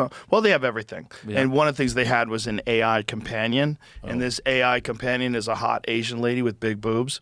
And Lovely. the lips don't sync up with the mouth, which is with the way the sound's coming out, but it's talking to you in AI. Yeah. So it literally can have a back and forth conversation with you, just like Perplexity can. Yeah. Or ChatGPT or, or and Gemini. it's doing Yeah. it with a voice, Yeah. so with a hot voice. I mean- and it's like that's coming, dude. Well, of course. I mean, the language model's already there, right? Yeah. You can open up Gemini right now and talk to it like a normal human. Yeah. And if you just tell it to respond quick, it will talk to you. And it'll normal. talk to you with slang. It'll talk Exactly. to you and say that part. Like it'll Yeah. say it'll. Well, one thing it's funny. I play this board game a lot called Dune. Whatever, like a big nerd. But there's like this it's one. called Dune. Yeah, Like Dune the movies. Yeah, it's a recreation. What's funny, I hadn't even seen the movies when I started playing the game. I didn't realize there was movies. I didn't even know there was books. I just was looking for like fun strategy board games that I used to play a lot of Catan, but problem with Catan, it's like dice roll, and if you get unlucky, you don't really win. There's like games where there's a skill ceiling where the best player always wins, which is chess is a perfect example of that. But then it gets to the point of like, well, if you want to be really great at that, it's who spends the most time doing it. So I don't want one that's 100% skill, but I don't want something that's too much randomness. Sorry, I take board games a little serious because I love strategy games. And like, because if it's too much dice roll, like theoretically Monopoly or Catan, then it's like, who cares? It's just whether or not you got lucky. So that it's like, I did a lot of research into like finding a game where there's like a a little bit of randomness, so it's not just devote all your life, but there like is an infinite skill ceiling, and so that's where I kind of landed on this game called Dune, and I started playing it, and it also had to be a game where enough people played it, where I could actually find people play it.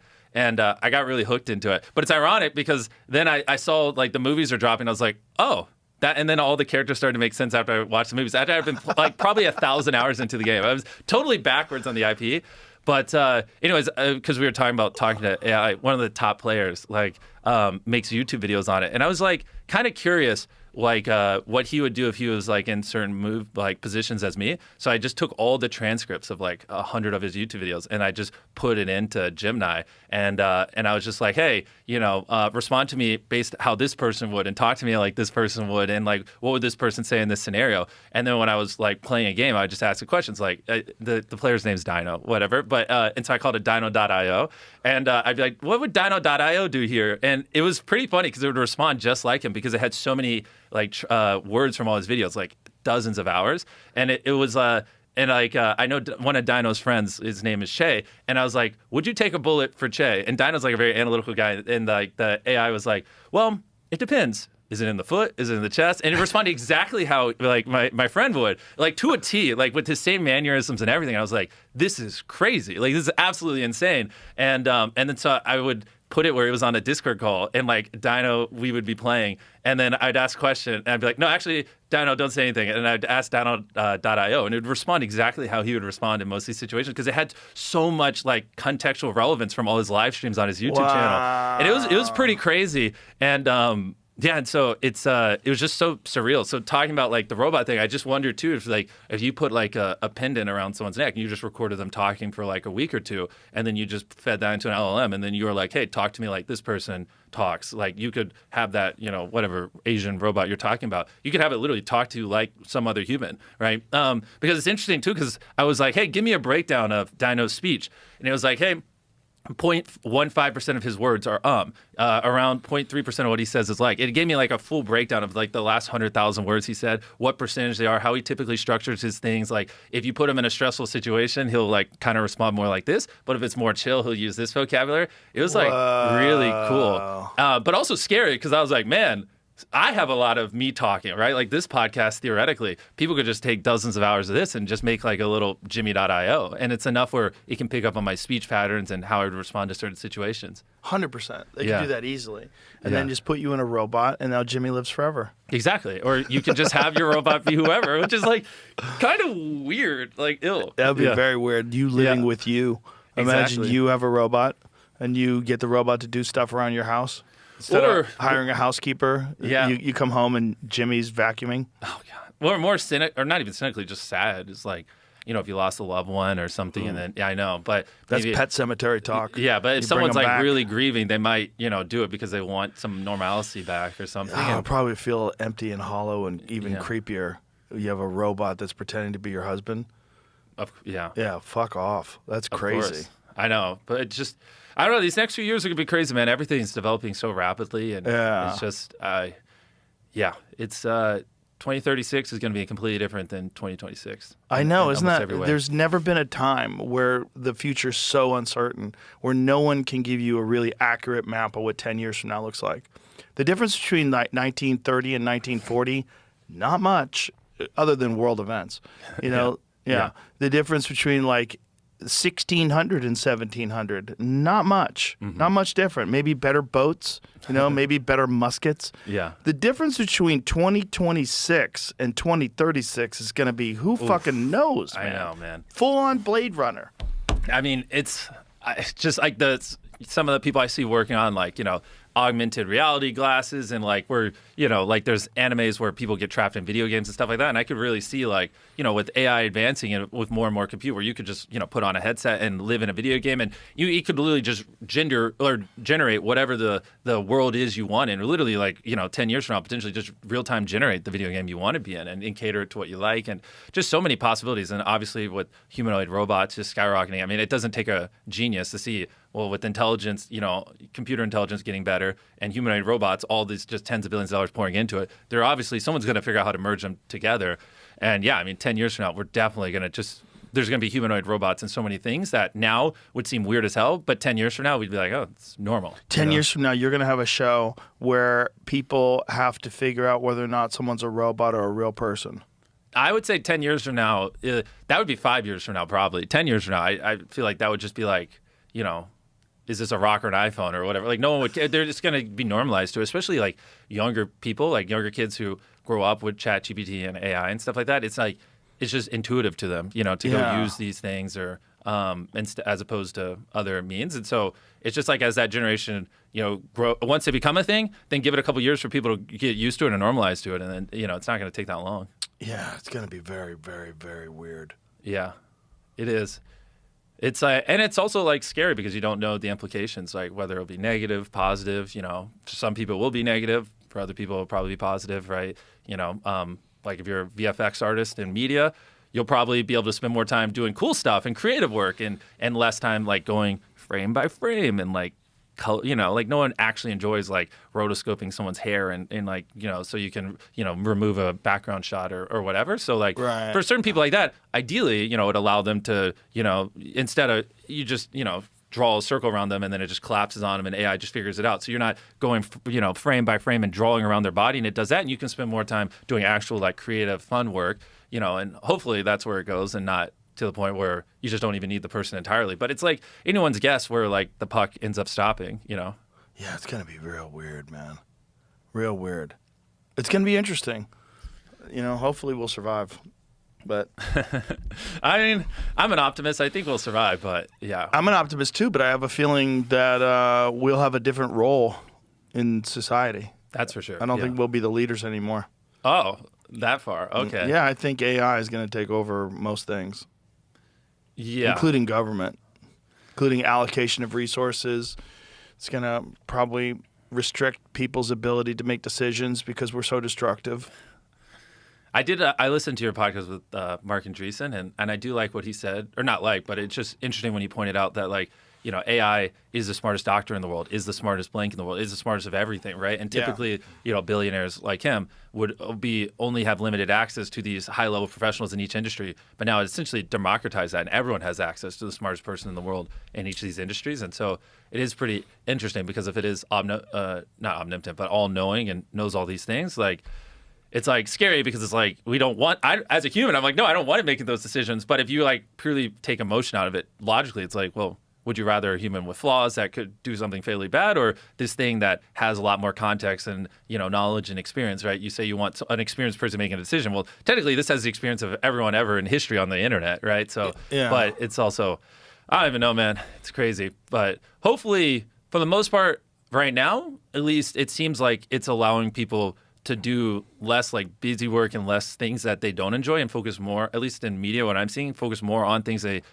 do enjoy. Like I was saying, like the example of not having to roto every single frame on a body or, being able to pre-visualize scenes or whatever. So it's like, it seems, and everything I'm seeing, and maybe I live in a bubble on Twitter, it seems like it's not killing that many jobs yet, but. Not yet. Yeah. But it could, but the idea is that it could also provide so much wealth for everybody that we no longer have to think about money in terms of like you need food, you need shelter, like this is universal high income is Elon's concept. Yeah. He thinks that literally people are not going to have to work anymore.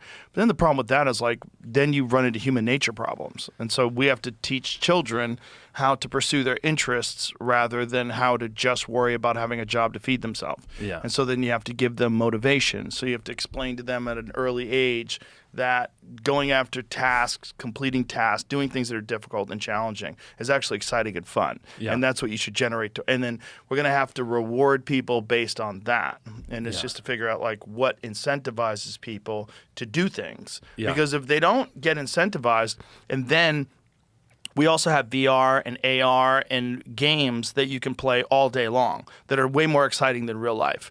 That you don't want to just take your government money and play Call of Duty all day. Yeah, especially if it becomes VR Call of Duty. Exactly. That's where it's going to get hard because I think of like how addicted to video games I was when I was a kid. I mean, still to some degree now, but like, and if it was in a headset in like a completely different world, like, oh my gosh, like my poor mom, like, good luck getting me out of that. Like, she struggled to get me to stop staring at a screen and making Call of Duty YouTube videos and playing Call of Duty when I was younger. And, but if I was, like, actually in a headset, and all my friends are on it, and then you take it off, and now you have freaking homework and, like, real life stuff. And, like, you went from the most overstimulating, beautiful, different utopia world where everything's amazing and you're with your friends and you're having fun. And then you take it off and you're back in, like, real life, which sucks. Like, that's like a whole different level of addiction than like current video games would have. And I mean, I don't know what the timeline is on that stuff, but it's clear that that's going to happen in our lifetimes. That's the Matrix, and that's coming. And there's going to be multiple levels of that, and it's also going to exponentially get better and better with each iteration. Exactly. There's no way to stop it. It's going to happen.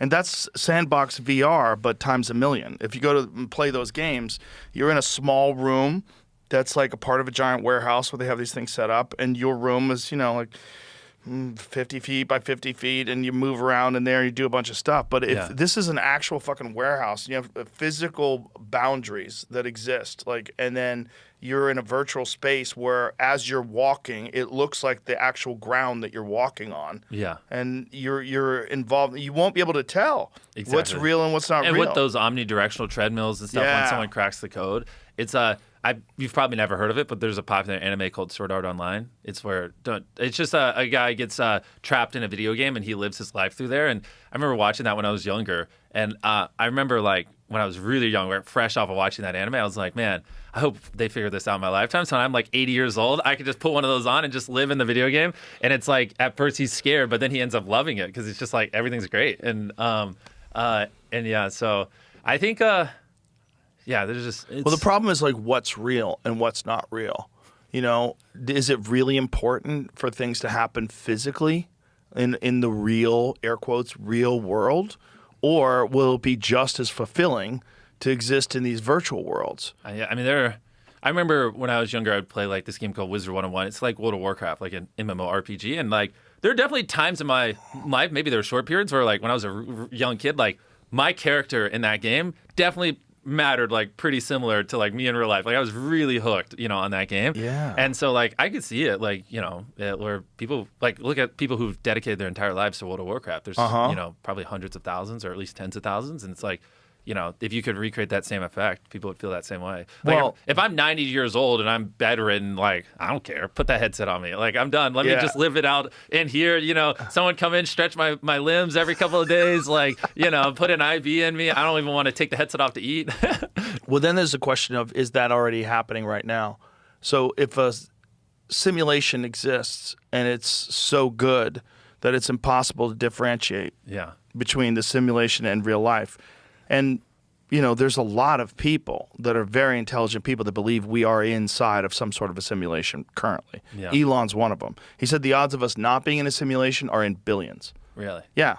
Damn. So something akin to a simulation he believes is running right now. So maybe we are in Beast Games, Some me 1,000 years in the future. The 100th version of Beast Games. With compute growing and growing, it's if someone figured out how to harvest the energy of a single star, then maybe that's what this is about. As we grow older, technology becomes crazier and crazier, and it reaches some sort of a tipping point while we're alive, and this is the end of the game. That would be crazy. Right? It reaches some sort of an event or it's horizon. Some actual civilization similar to us, but then they just wanted to, they lost, like how we lost a lot of our ancient history, they did too. So this is a simulation to see, how did we come to be with all this stuff? And so, if you're harvesting the energy of a sun and you have all that compute, look at what we're currently able to do with just data centers on the planet. Like, it's not far-fetched to think you could have someone put a headset on or whatever and simulate trillions of things. So not just that, but then there's the reality of the structure of the universe itself, like subatomic particles acting differently when they're observed the versus double not slit observed. experiment. Yeah, so it's like, okay, what effect is consciousness having on reality itself?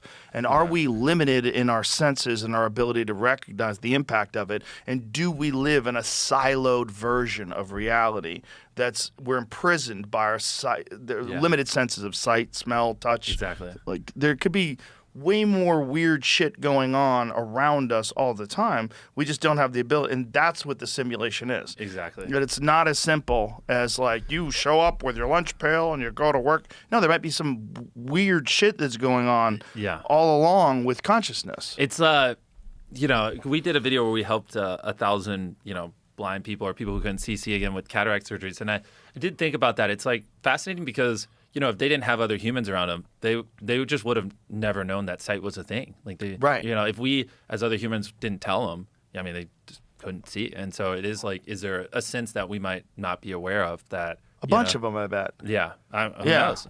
But that is like an interesting thought experiment, and like because like to those people, it was. Actually, a random memory I just got too. We also did a video where we helped 1,000 deaf people hear again, and a lot of them it was just giving them like really really advanced hearing aids, and that and they just hadn't heard in years. And there's this one scene we did where a guy had a newborn child that was like a couple years old, but was deaf since the child was born and had never heard his child, and so we put it in, and it like really really amplified sound where he could actually hear, and he hadn't heard sound in God knows how long. And then the first thing he heard is we had his child just say "daddy," and he like lost it. That was the first word he heard in years, and it was the first time he ever heard her. And I don't even know why that memory popped in my head. That's incredible. that was like one of the most special things we've ever filmed was like that moment right there. I was like, wow, that's crazy.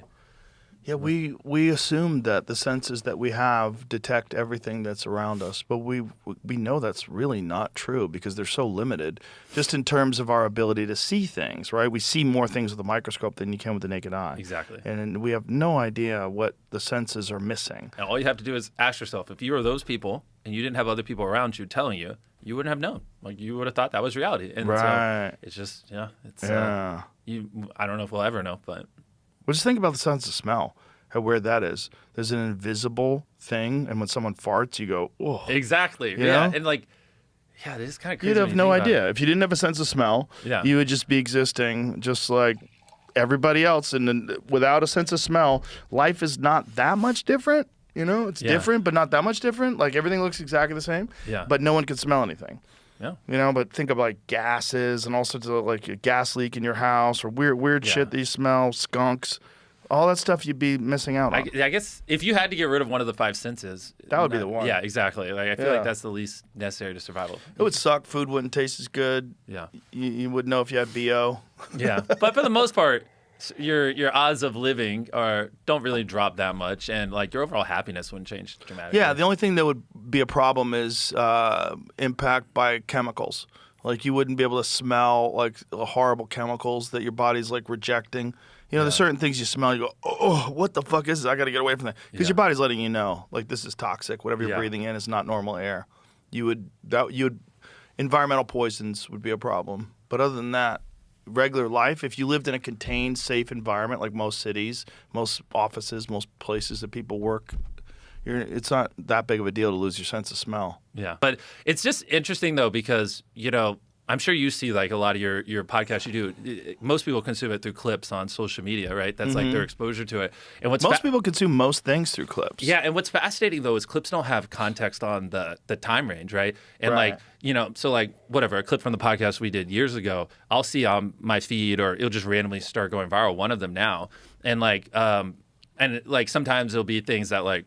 I've grown up or I don't like necessarily agree with or whatever. I speak differently. But because they're not like time-stamped, it's like interesting because a clip from something you did years ago can randomly go viral now and people won't even know that it's like years ago. And it's so fascinating because they just like pop off. And it's like more people are going to listen to this podcast through like random clips, probably 10, 15 times folds than like actually going on Spotify or wherever you post it, iTunes. Yeah, probably. And it's so interesting because that's like the new form of culture, especially for younger people, is sub 1 minute-ish vertical content, that they swipe through the feed.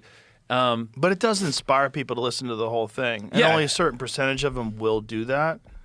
But it's like that's a thing with sporting clips. Like you see the game-winning touchdown.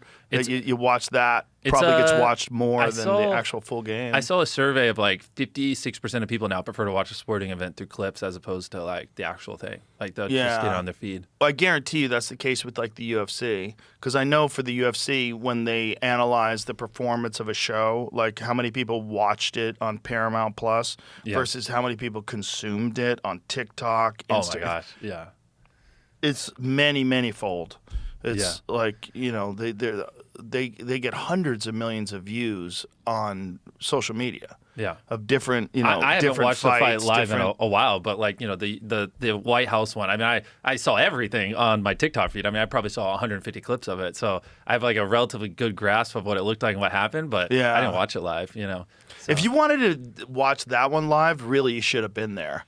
Like, that was when you really absorb how bizarre it was to actually be at the White House. It was very bizarre. The whole thing was very surreal. Like, me and Daniel Cormier and John Anik, there were so many moments, like, the day before the event where we're rehearsing. Mm-hmm. So we're standing by the octagon. I made a video of it where I put it on DC. It's like, the White House. What the fuck?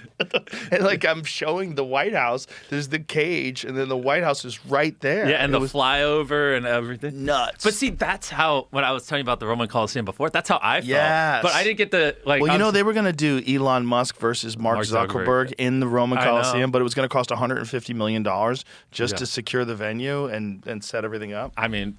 I could have hooked him up. Also, it would have been a terrible fight. Elon would have been destroyed. It would have just been a clown He thinks show. he's big, and so that's going to be enough. But Mark knows how to fight. Mark is like really into it. He trains all the time. I mean, he's obsessed. He brought this guy that I know, Dave Camarillo, who's a world-class coach, who's a Brazilian jiu-jitsu black belt, judo black belt, has been training him. Like, he's training with like he's very hardcore obsessed. people. Well, because I don't think he'd care if I told the story. Like, the first time I talked to him years ago, like, you know, we just shooting the shit, chatting. And then, like, at the end of it, he's like, yeah, you want to come train MMA or whatever at my lake? And I was like, no, but I appreciate the offer. But it's just like instantly like that. I could tell that's like his way of like bonding and building friendships. And he just like, he was being very serious. Like he wanted to roll. And I've never done that in my life. And I was like, I'm good, he invited me to go bow hunting with him. So it's definitely not fake. Like that was a one-on-one conversation. Oh, no. I know you know that, but a lot of people think he's just like puts on the facade or stuff. But like unironically, like our first time meeting, he's just like, yeah, let's hang out. Let's do like go roll on some mats and stuff. Like he was being dead serious. The way you could tell that it's not fake is watching him train, because there's no way he could be that good if he's not actually putting in the time. Yeah. Because I watch even his striking, his jiu-jitsu, all that stuff is like, it's clear. There's many hours been spent working on technique to achieve this level of proficiency. I mean, he doesn't look like a world champion or anything like that, but he looks like a guy who's training a lot. Yeah. You know, there's no way you can't be enthusiastic about it and be doing that. So he's definitely really into every it. time I listen to whenever you have a podcast and you talk about the UFC and stuff like that, it always makes me like, I feel that masculine urge to like go train and do it, but it's like, I wish I could fork my life and have like one where I keep going down this path of just grinding 18 hours a day and building all these companies, and then another where I could like pursue fun stuff like that, and like, because that would be fun. Like how old are you, Jimmy? 28. Yeah, you're still so young. You could just do this for another 10 years and amass so much money that you could never spend it. And then 10 years from now, you know, just slack off a little bit on that and just go do a bunch of stuff. And not only that, you could create content doing a bunch of stuff. Like Mr. Beast discovers the world. Like you could do anything, man. Yeah, I think you're so young. Like you have so much time ahead of you. Yeah, it's hard to even. I think you like, as humans, we like build the patterns and stuff. And I've been working so many hours every day for so long that it's like like literally like ingrained in me that it's hard to ever really imagine a world where like it shuts off, because you have to think like I started when I was 11. So basically now all I really do is just, you know, work, whether it's building companies or making content. And like another 10 years from now, that would be like essentially 20 years straight of like training my nervous system of like, this is what you do all day, every day, like constantly being war mode, obsessed with it. So it's hard to envision a world where I could ever shut it off. But you know what's interesting? You and I have been doing it about the same time. Like we started this podcast around 17 years ago. Holy crap! Yeah, it'll be 17 years in December. I think so, right? I think in this December it's 17 years. So it's basically we've been on these parallel paths, which is crazy. You know what would be funny? is if like envision like 17 years ago, you had 11-year-old me sitting here and then you sitting there, and like comped it to today. That would be amazing. Yeah. Someone with AI is not going to do that. So what are you going to do? You're going to do a show on YouTube? Where'd you get this idea? YouTube. Did your mom know about this? Shouldn't you be in school? I'd be like, I don't know, it was such a like. How many hours a day do you spend waking on content? Hey man, go outside. Yeah. Go talk to a woman. I mean, back then too, I was so like introverted and self-conscious. Like I probably wouldn't have said anything. I would have been like, yeah, you know, because you have to kind of be a little. It's interesting too because it's like very accepted to be a content creator. It's like cool. People love it. It's like even parents now, like, you know, they're like, do it. And they realize that while being a content creator, you learn a lot of different skill sets and it teaches self-agency, et cetera. But back then, I mean, it was like, you're batshit crazy, very frowned upon. And like, so it's so funny to see how that changes because like, you know, it's the number one most coveted job in America right now. Like if you were to go survey like 100 random teenagers, a lot of them, a good chunk of them would say they want to be a content creator. Maybe not specifically a YouTuber, but between TikTok, Instagram, influencer, like, you know, like, and so it's probably the number one job that kids want. It is factually, yes. And so, but you know, when I was coming up, heck no. It's like, what are you, a weirdo? That's not a job. Like YouTubers don't even make money. How are you going to make money? You're going to be homeless. Yeah. And so it's so funny to see how it changes. Well, it's the same thing with podcasts. True. Back then, I would tell people I'm doing a podcast, and they would be sad. Like, oh, poor guy. Like, what the fuck's wrong with you? Used to be on TV. You're like, oh, I'm having fun. You've fallen from grace. And it's so interesting, too, to see, like, you know, as like YouTubers and stuff first started getting big, like, they all use it as launch pads to jump to Hollywood. Mm-hmm. And then it's like the ones like me who are just like, who really cares? You know, like, just stay over here and focus on YouTube are the ones that are the biggest and, like, just believed in the future. This is the same as podcasts as well, because there's a lot of people that started off podcasts and then their podcast got a little bit of popularity and they went and did a show somewhere. Yeah. And it sort of stalled them out in the podcast world. Exactly. Because now you're working for the man, air quotes, and you're working for some studio or something like that. And split time and you're not as passionate and stuff. Yeah. Yeah. Well, and it's something I think about too, which is a message I feel like a lot of people need to hear because a lot of people don't realize that, not everyone can make tens of millions of dollars or maybe be as successful as like you or I can. But I do believe most people, if they, find something they like, put in a lot of hours, like a ridiculous amount of hours, consume, basically everything's available on the internet now. Consume all knowledge available on how to be good at certain thing and then, do 1,000 iterations on it. Then they can come out the other side and do it for a living. You know what I mean? Yeah. Like, I feel like but most people aren't exposed to that kind of, to be honest, rhetoric. Like they think still, their parents went to college, got a degree, that's how you get a job. And so a lot of people today, because obviously your parents educate you and teach you a lot of these things, and I'm not saying college is bad, just think it's the same pathway, and then they get in a lot of debt, and they don't fully realize that, if you just there are certain content creators that might blow up in 2 years, and there are others like me that take 10 years, and it's just like a distribution chart, and probably the average is somewhere in the middle, and you just have to there's no set time frame you can give yourself. But if you're surrounded with other people obsessed with the certain thing you're obsessed over, whatever it is, you put in 10,000 hours, and in those 10,000 hours you do 1,000 iterations, and you consume all knowledge available on it.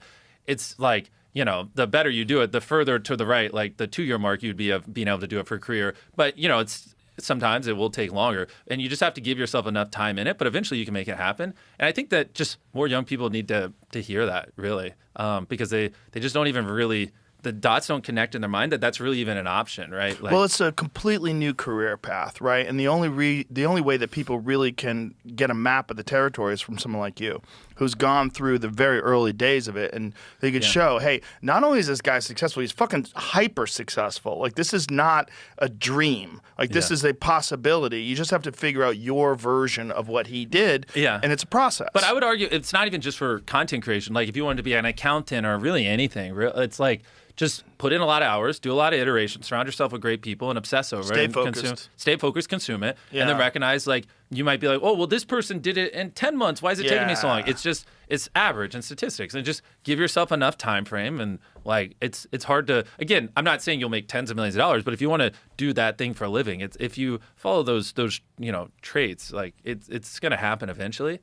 Because you have to be process-oriented, not goal-oriented. The process is getting better at stuff. The goal of being financially secure comes with it eventually. But if you think, I want X amount of money, well, that's what you're going to think about. You're not going to something about the actual thing you're making, so it won't be as good. So you'll probably never get there. Bingo. Yeah. And this is one of the cool things about owning a comedy club is that we've set up the club so there's a real path. Like these people understand how you can become a professional. Yeah. Because becoming a professional when I first started was this very vague, weird thing. Like no one knew how it was done. Yeah. Like you went to open mic nights, you did open mic night. How do I get paid? How do I ever be a professional? Yeah. Someone has to ask you to go with them on the road, and then you wind up getting mentored by another comedian, which is nice because they usually need opening acts, and that's kind of how we did it. But what we set up at the comedy club, we have a real creative director, this guy Adam Egid, who is the creative director at the Comedy Store, the talent coordinator. He watches all the open micers, and he finds people that are good. We have 2 nights of open mic nights, and then we have Kill Tony. So we have Kill Tony, the show, which is every Monday, where these people pull a random name out of a bucket, and you have a chance to go Phenomenal up. show if people It's amazing. don't watch it. It's hilarious. The best fucking show ever. Yeah. And these people get to do 1 minute of stand-up, and if it blows up and they do well, they get to come back. And if they get to come back, then all of a sudden millions of people have seen them do stand-up, and now they're selling out comedy clubs, and they have real careers. And some of these people were just grinding it out. And, my friend Dedrick Flynn, he was out in Atlanta doing it, and my friend Ari Matty was in Estonia, and he went to Australia for 10 years, just grinding, trying to make it in comedy. Gets on Kill Tony, boom, now he has a career. It's incredible. And I don't recognize those names, but like as me, a case study, right? If they're doing stuff in Estonia or other, I never would see it. But if they're on Kill Tony, I'll see it. Right? Exactly. And there are millions of people like me that we're not we're casual comedy watchers, right? I don't, maybe I'll watch a Netflix special here or there, and I watch Kill Tony. And so if you don't exist in one of those two things, you just don't exist in my world. And there's so many people like me. There's a lot of people now like that, particularly. And we wanted to set up a network. We wanted to set up like a real pathway where these people you can see, hey, other people like Cam Patterson. He was a doorman at the Comedy Store, and now he's on Saturday Night Live, or doorman at the Mothership rather, and now he's on Saturday Night Live. He started out at the Mothership, and he was working there as an employee. And he's funny, and he's I know amazing. who he is. He's amazing. Because of Kill Tony. Yes, because of Kill Tony. Exactly. But there's multiple versions of that now that are coming out of the club, and so we wanted to set it up like that. So you still have to do all the work, but we want to like illuminate the pathway. Exactly. Like there's a clear pathway. Well, because it's different skill sets, right? Like being able to get attention and get in front of people might be a different skill set than being funny and being able to make them laugh and the things that make a great comic. And so it also makes it a little straightforward for people who might be just world-class in-one comics, but they don't know how to scrounge up enough money to travel the world and do all these things and smart enough to figure it out. And so handling that part, because at the end of the day, as a viewer, I just want to watch funny people, right? There's also, you have to be able to see other people who have done it already and how they did it. So because of a guy like Cam Patterson goes from being a doorman at the Mothership to now being on SNL, people see it and they go, it can be done. What did he do? Well, he kept killing every time he got on stage. So that's what I got to do. Exactly. I got to work on my set, really grind it out. And I was with this guy 3 years ago, and now this guy is rich and he's famous. Yeah. This is amazing. He was poor just like me, literally working for, I'm sure you pay well, but yeah. Yeah, but I mean, doing road gigs and doing whatever you can. Guys are barely getting by, but that's the key. It's like you got to know that it's possible. Yeah. And before someone like you became, a real content creator, but imagine just trying to explain to someone what your YouTube show, what your goal was. Imagine this. Imagine 15 years ago, you sitting down with someone when you're 13 years old and trying to explain, I want this show to have hundreds of millions of subscribers. I want billions of hours consumed worldwide. Yeah. I want it to be like one of the biggest shows in human history, and I'm going to do it on YouTube. They'd be like, you're out of your fucking mind. Yeah. Right? Yeah. And back then, viral videos back then were 2 million views. Right. And so, if you would have said back then, I want to get 100 million views a video, people would call you a lunatic. You're just delusional. Not even delusional, a certified lunatic. You're not even living in reality. But now that you've paved the path and then you've shown people that it can be done, now you see everyone has a lot more confidence to reinvest. It's a real career path. It's a real career path if you pursue it the way someone pursues learning how to play guitar and being in a band. Do it the right way. I want to be a pilot. What do I have to do? I got to go to pilot school. I got to do the work. Go through the process. Actually, or I mean, I don't know if it's factually, but it's like millions of people over the next 10 years that will, find a job, being a creator or working for creators, right? I know, Yes. I mean, dozens upon dozens of creators who are hiring dozens of people each. I have 150 open recs in my business. I mean, these creators, hundreds of thousands of people are going to become creators themselves full time, and those creators are going to hire millions of employees over the next, decade or so. So even if which is what I see, a lot of people who try to become a creator who end up failing, they end up being phenomenal, partners or employees for other creators, right? And the space is growing so big, and there's just so much demand for it because not everyone who did stuff in traditional Hollywood, acclimates as well over here. And so there's just so much, like everyone I know just needs like 5 or 6 people. So it's like, it's a pretty useful thing. And it's like almost like the equivalent of getting a college degree, right? If you're a teenager now and you put in 5,000 hours, 500 iterations, you obsess over this thing, blah, blah, you come out the other end. Even if you don't make it as a YouTuber, now you know how to edit. Now you know how to tell a story. Now you have all these character traits, and some other YouTuber will pick you up in a heartbeat. Yeah, for sure. And this is the new Hollywood. I mean, this is really. I mean, literally now, four of the biggest films came from creators. It's like not even like it is like a factual thing now. Some of the biggest new IPs are coming out of them. Yeah. It's where all the viewership is going. I mean, when I was on this podcast last time, it was probably like 1.8 billion people use YouTube every month. Now it's over 3 billion. You know what I mean? Nuts. It's growing, and it's not slowing down. It's growing more and more and more, which is what I said would happen, last time I was on here, and what I still believe. Like, I don't think these things have peaked. I think they're going to keep growing, and it's just what younger people use. They've never watched television, which is obvious to me and you, but but to some older people who still watch, news and get it through there, it still blows their mind that they're like, they've never used cable, and it's like a 15-year-old right now, outside of watching an NBA game or an NFL game, has never used cable television. They've never even seen it. They don't even fully understand. Wow. They're like sometimes when I'm talking to a younger person, if I'm trying to get a gauge of what do you think of our new video, I'll just ask have you ever watched cable television, to see what they say,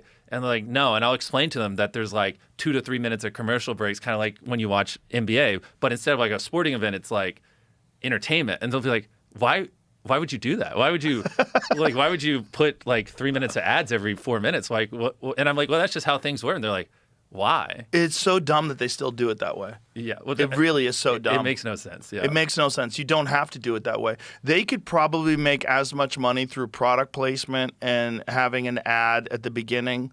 Yeah. And doing it, and you probably get more retention. You probably get more views. No one is going to sit and watch CBS. What's even crazier is you would have to pay money to you'd have to pay $50 a month for cable to then have 33% of what you consume be ads, which is a higher ratio than when you watch YouTube, which is free. It's crazy. Kind of wild. And then you wonder why people are moving in hundreds of millions of droves over to this new form. That's just yeah.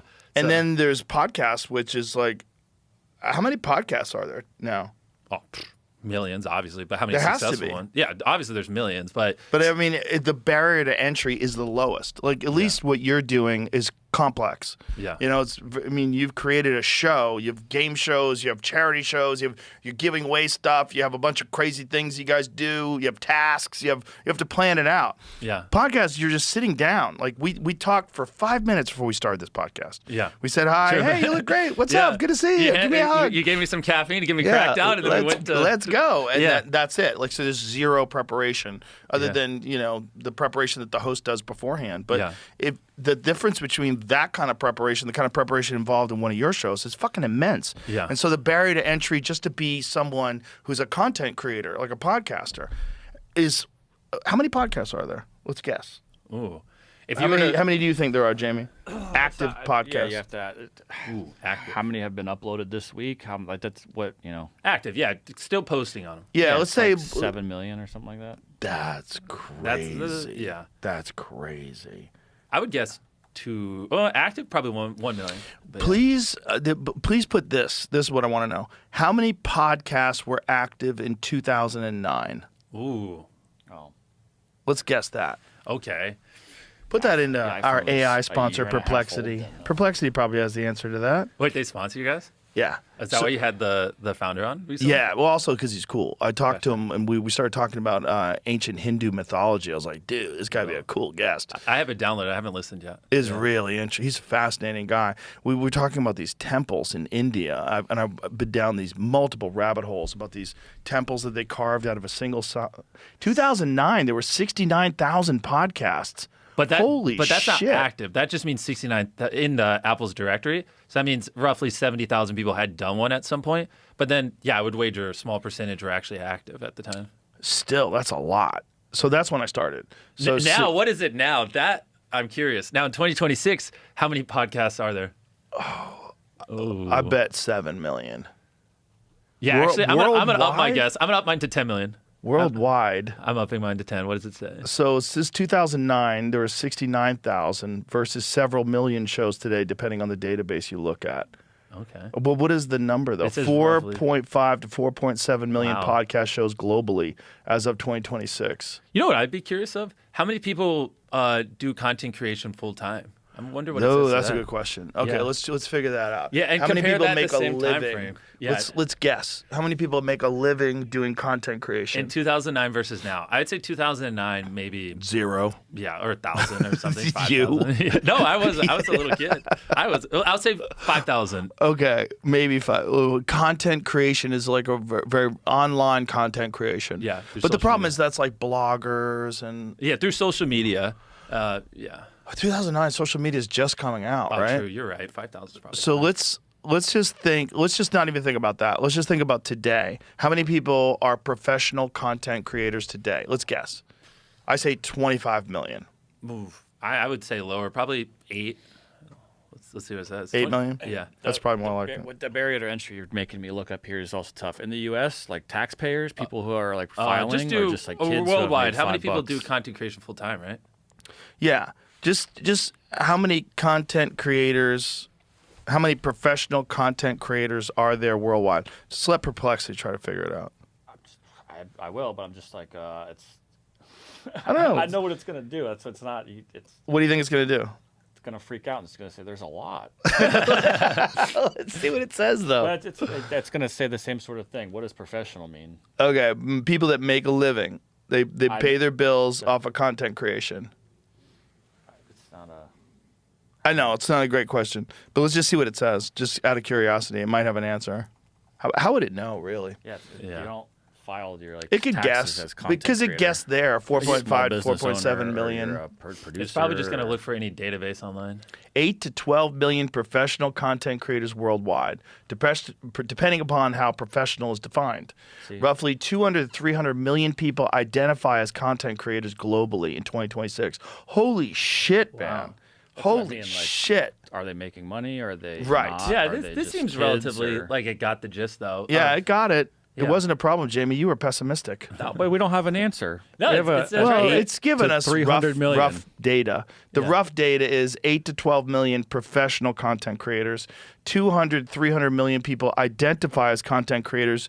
So out of those, which kind of makes sense that, a small percentage of them are going to be able to figure out how to make a living entirely off of it. One analyst estimates that about 4% of creators are professional, meaning they treat content creation as their main job and earn a full-time living. So that makes sense. Yeah. That seems about right. And that's about right with kind of a lot of things. Yeah. There's a bunch of people that try it, and a small amount of people actually, like if you think about how many people, if you go to an open mic night in stand-up comedy, and how many people are actively participating in open mic nights where they visit 1 or 2 open mics a week, and how many will eventually become professional stand-up comedians and make a living off of it, you're probably in the same range of like Yeah. 4% or something like that. Probably less. Yeah, it makes sense. Yeah. But the interesting part is that number is going to keep skyrocketing year over year. I don't Yeah. see any signs that any of this stuff is slowing down. And so, Especially if people see that this is a real path. This isn't a pie in the sky dream. There's a lot of I mean, at this point, if they don't see it, then I mean, Yeah. I don't know what to tell you. I mean, I'm literally spending hundreds of millions of dollars a year or investing hundreds of millions of dollars a year into content. And so, I mean, it shows what the upper bounds look like. Well, you're really wise in that regard, is that you spend so much money dumping it back into the business. And by doing that, your content is just so much more advanced than anybody else's. And that's such a big risk, because a lot of people would say, I'm making all this money. Who knows when this is going to end? Let me squirrel this away and make sure that I've got money saved up forever. You just like, fuck it. Let's just spend Let's it. go hard. Well, it's what I used to call the creators would back in the day reach like 5 million subscribers, And then it was a real inflection point that I would notice where they'd either keep growing or that's where they'd start to teeter off, because it's around the time where they'd start to make good money. And it's either like, okay, now they have a house, they have a car paid off. And like the ones that were really money motivated, they kind of got that security. And so that burning fire that was pushing them to do crazy things, like kind of started to die off. And like, it's like the Fermi paradox. Like for quite a few people, it's around that range is where you see like your favorite creators start to get lazy, upload less, not put as much effort and not care as much. And so, but yeah, I never really had any of that. I just like, I mean, like I probably talked about last time we were on here, I used to live in an apartment that I would share that was $720 a month. So like $360 rent. And I drove a 2006 Dodge Durango that cost a couple $1,000, and I just didn't have any liabilities. So I was just like, screw it. I'll just keep my lifestyle cheap so I can just reinvest it all. And, God, but that's so wise. Most people don't do that. And most people don't have the discipline to work as much as you do. Well, and the harder part, too, is when you have the pressure of your parents and stuff. And I don't know, I'm weird. Like when my mom would, I mean, as sad as it sounds, like she would literally cry sometimes and be like, man, I'm just so worried you're going to lose everything. Like, what if these videos stop getting views? And I don't know what would come over me, but I'd be like, it'll be fine, Mom. Don't worry. And I just like very calmly just say it to her. I wouldn't argue with her. I'd be like, just have faith. Like, well, you were right. I know, and we're great now. But it's up to parents. Parents always worry about their kids. Exactly. So I don't think it's like she was doing anything wrong. By all purposes, like she was doing the right thing. It's just so you also have to overcome that pressure as well, because there's so many forces around you where even if you believe in yourself, all it takes is one person like saying something like that puts self-doubt in you, and then you're like, okay, But that's where I'm a big believer. If you really want it, just keep your liabilities low, like live below your means, and that way it's like, it's a little easier to be riskier if you aren't, have all these things you got to afford, because what really changes if you fail? That's definitely smart. But there's something happens also to people where just the constant grind of work, it diminishes their enthusiasm and they lose their perspective. They lose this perspective of, God, you're so fortunate to be able to do this. Yeah. You're so fortunate. Exactly. And people just get really complacent. It's so easy for people to just forget how fortunate they are to be able to do what they're doing. Yeah. And I'll admit it. Sometimes I get hit with that where, it'll be a late day of shooting and I'm in an airport and, a bunch of people are following me around and filming me. And I'm like, and you get those thoughts in your head where it's like, is this really the life I wanted? And you like start to like be like, you kind of regret your decisions. But then you got to like snap out of it and you're like, okay, like the small subset of time, it might be brutal, but for the most part, I'm doing dope stuff. Like I'm in the pyramids, I'm in the Roman Colosseum, I'm doing like beautiful, amazing things. And I get to entertain and help people. And it's like, and you just have to, I think it's very important you're around people who like, if you have a group of people around you who, when you get in those negative thought loops, encourage it and help you spiral, then it's bad. But if you have people who are, and which, not everyone in my position has like people who are, willing to tell them how it is, right? Who are just like, bro, grow up. Like, it's fine. This will be done in 20 minutes and then, your life's pretty good. Like, you don't, it's like it's a weird thing. Like you really, cause like I've had some of those conversations with people where I give them the perspective and I can tell like they haven't had that perspective fed to them in a very long time. And you can like see it in their eyes. They'll be like,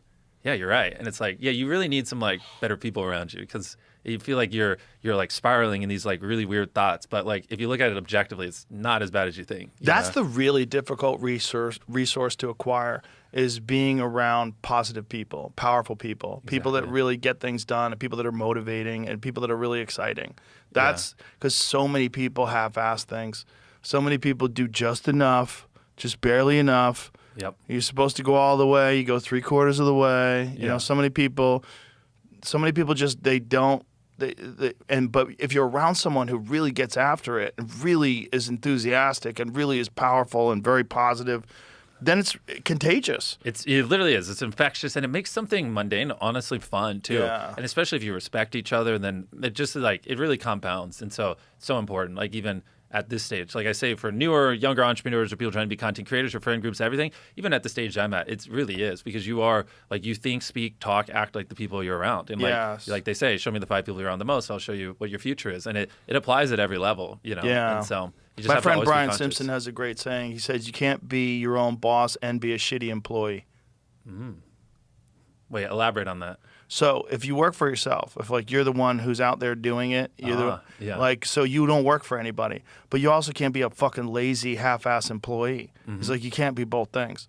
He goes, if you're going to be your own boss, you better be a great employee. And I was like, oh shit, like you can't be your own boss and a shitty employee. Yeah. Like if you are going to work for yourself, You got to get some shit done because that's a very rare position to be a person that works for themselves. Yeah. Do the thing you actually love to do. Yeah. And I think one of the things that's really powerful about this time, as opposed to any other time in history, is that there's so many conversations like this, where you get to hear from a guy like you who is doing that. So people, young people who are listening to this right now, they listen to you like, this fucking Mr. Beast is just getting after it, man.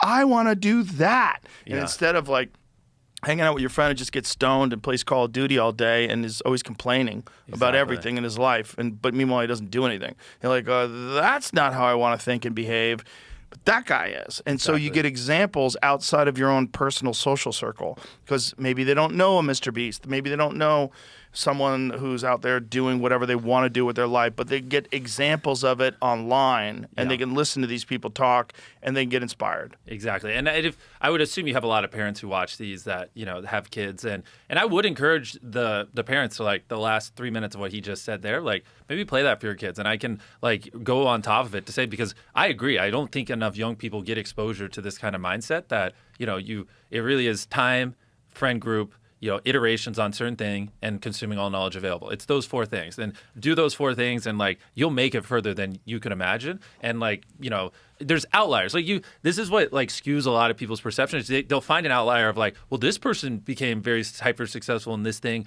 but they didn't do those 4 things. And there's outliers everywhere. But if you look at statistically the average, right, the person listening to this, you're not going to be this 1 in a million freak outlier. Statistically, if you want to make a good income doing something you're not currently doing and you're not currently very knowledgeable in it or have much experience, it's just those 4 things. Find those people, put in the time, but it's like if you just listen to every Joe Rogan podcast, you're not going to be a great podcaster. So it's time plus iterations, right? You would have to go do, an example of that would be do 500 mock podcasts while also consuming all of Joe Rogan's podcasts, right? So you're doing both while also consuming all knowledge available about podcasts while also surrounding yourself with other people who want to be podcasts. And then, yes, this podcast might have blown up in a year, but statistically, that's not going to happen, right? You have to give yourself, like, the average might be 4 or 5 years. And some people like me take 10 years. And you just have to be so in love with the journey that you're cool with it. You're just like, I'm just going to do it till it works out. And, it could be as soon as this. More than likely it'll be here, but there's a chance it could be there. And if that freaks you out and then scares you, then you probably don't love it enough. But if you're like, well, I'll have fun while I'm doing it, then yeah, do those 4 things over the long horizon. And, again, you probably won't make $100 million, but if you want to make $100,000 a year or whatever, it's not out of the realm of possibility. And just those sentences alone, for a young person, when they hear it, it opens like a third eye in their mind where they've just been told their whole life, go to college, get a job. This doesn't even exist to them. Yeah. Again, it's like you have to be concerned about the process and doing a thing that you love to do and trying to get better at it. And, it's like, if you say, let's say you want $1 million, well, you could win the lottery. You might win the lottery, but the odds are very low. Or you could find a bunch of people that work really hard, and what did they do? Well, they just kept working hard, and they figured out what it is they do, and they made money. Like, that's probably more likely. Yeah. So just go in the general direction, and who knows, along the way, you might hit it quick. Something might happen really quick, or you might figure something out, and you might be an outlier. But the point is, the process is available. And the process is available to anybody. You just keep doing something. You'll get better at it. Be objective. Be self-analytical. Like, recognize what you're doing wrong and what you're doing right. And get better at it and constantly try to improve. And just because something doesn't exist as what is your occupation, in a form from 2001, doesn't mean it's not a real job. And just because you can't tell people, if I told people at a cocktail party in 2009 that, I'm a podcaster, that means 0. You tell them today, they go, oh, amazing. Yeah. How long have you been doing that? It's a job now. Right? So how did it become a job? A job because people figured out how to make it a job. And they did it, and it worked. And so there's a process. So that process exists with virtually anything you want to do that somebody does for a living. Exactly. I don't care if it's a rock and roll star, stand-up comedian, novelist. There's a thing out there that you want to do that someone is making a living. But meanwhile, there's going to be people who's like, oh, the odds of you making it and that. Like, okay, is that what we're doing? Yeah. Are we just fucking playing odds? But the odds you're dying are 100%. So once you adopt this mindset, though, then the naysayers go from being brutal to actually being good, because now the naysayers are what stop other people from doing the thing you're doing, which actually increases your odds, right? So once you get over the hump where, you reach a certain point where, someone, as you're going on the climb, like where someone going, this is stupid, this is unrealistic or whatever, where you just like, it starts to feel like, it goes from like something that makes you nervous and keeps you up at night to like you don't even really care anymore because you've just heard it so many times. And then it's like, but there are people who hear it and they quit, and so it's technically a benefit for you. So I like to always, not always, but on a lot of things I like to try to spin it as like a positive too. Like, what this thing that's annoying, well, what's the positive side of it? And the positive is technically it'll make less people do the thing you're doing, which makes it easier for you. But I guess it does, but I don't ever think that way. I just think if someone can do it, you can do it. And the problem is you have to make sure that you're not spending too much time doing it the wrong way. And so that's where it helps that someone's already paved the path. oh yeah, I mean if you can get a mentor, Here's then the it's real game over. question. So 2009, content creators, there's fucking very few of them, right? What are we missing? Like what is going to be a job that no one sees coming that's going to be like a content creator or a YouTube creator 10, 15 years from now? You know? Gosh, I mean it would have to be something with AI that Yeah. we couldn't even see Like, now. so what could it even be? Like, what would it be that people are missing that other people are gonna? It's changing so quick, like my brain can't even comprehend it. Like, nobody even thought OnlyFans would be a possibility. That there'd be a large amount of girls that just show their naked body for a living. yeah. I mean, and not even for a living. Like, most of them don't even get paid very much, but a lot of them have OnlyFans pages. Like some crazy number. It's like 10% of girls 18 to whatever have OnlyFans. Is that in the U.S.? Yeah. Wow, It's a nutty number. it's crazy. Yeah, and an enormous number of people subscribe. Yeah, I think it's like literally half of American males have at one point in time subscribed to OnlyFans. That can't be real. That's I think it's like 150 million. holy crap. Yeah, I think it's crazy. I think the numbers are crazy high. I mean, I mean, where my head's going, if we're trying to predict the future, maybe it would be like AI filmmakers or like something like that. But I don't even. But I know. mean, what are you doing there? You're doing Just recreating the prompts shots, and yeah. making things like yeah. It's lame. I But don't know. what are we missing? Because the YouTube thing, nobody saw that coming. Yeah. The podcast thing, nobody saw that coming either. OnlyFans stuff's not new though. It's just Right. changed the money. Yeah, who just got the money from who got paid. normal ads to subscription. Playboy. or whatever. What also centralized it in like where Playboy was always a thing where you had to get picked by Playboy. You know, now all you have to do is just take a photo of your box and Oh. put it. There's always the local. Yeah, I mean, but it's not centralized like OnlyFans is, where you go there and there's like thousands and I don't know how many more than that content creators. You know? Yeah, I don't know. Time will tell. Yeah, time will tell. But it's just such a fascinating world that we live in, where the number one most watched show in the world is yours. Like On you have YouTube. the number one. Well, if it's on YouTube, then it's the number one most watched show. Period. Yeah, it's. In the known universe. Well, right you're the now- most watched person in the known universe. I opened it up on the way in because I figured we'd talk about the size of the show. In the last 90 days, on just our main channel, it's like around 850 million unique people have watched a video in the last quarter. That's so crazy. Yeah, so we're doing around 4 billion views a month. 850 million people is so crazy. Uniques That's too, because we did around 12 billion views in the last 90 days on just the main channel, and of those 12 billion views, like whatever, 8% of them are different humans. So it's like factually like 850 million. Like when I say that, people are like, "Oh, that's 850 million views." So like 80 Right. million. But no, it's 12 billion views, 850 million unique. So it's just like. It's crazy, man. And it's like, what's fascinating is you like 10 years ago, like even with cable or whatever, 20 years ago, 850 million people didn't use the same platform, right? Right. It's like you wouldn't have even been able to reach that many people, even if you're the biggest in anything. It's like a very Right. interesting time where essentially as internet usage grows worldwide, outside of China, so does YouTube usage. Because if you Google something, YouTube pops up, or now if you're Geminiing something, they'll eventually have YouTube. Or if you buy an Android phone, which most phones have their operating system, YouTube's there. So like everyone just as you use the internet, you end up on YouTube, and so that's why even though it's whatever theoretically 3.2 billion monthly active users, I would be shocked if they didn't hit 4 billion in a couple of years and then keep Yeah. growing. Like it shows no signs of stopping as the internet's growing, and so it's like to be number one on this platform that is basically mirrored to the internet is like. It's crazy. It's a really wild opportunity. And because it's a platform where anyone can upload, the variety of content is extraordinary. Yeah. Because there's no gatekeepers. Like a lot of it's trash and nonsense, but there's so many interesting shows. Yeah. There's so many interesting shows on science, on cosmology, on history, on 100%. fill in the blank. There's so Yeah. many people that just have a passion for a certain thing, and they made a channel, and now that channel all of a sudden has Our millions. homepages are very similar, probably. I have so many like old history videos where it's Yeah. like some old guy that's just breaking down World War II battle scenes or whatever. Agreed. And like they go as niche as possible, down to like this is like the most largest fights in history, and like a ranking of like Yes. the 10 deadliest fights, or like I would say like a third of my homepage is like just history videos. What does it say here?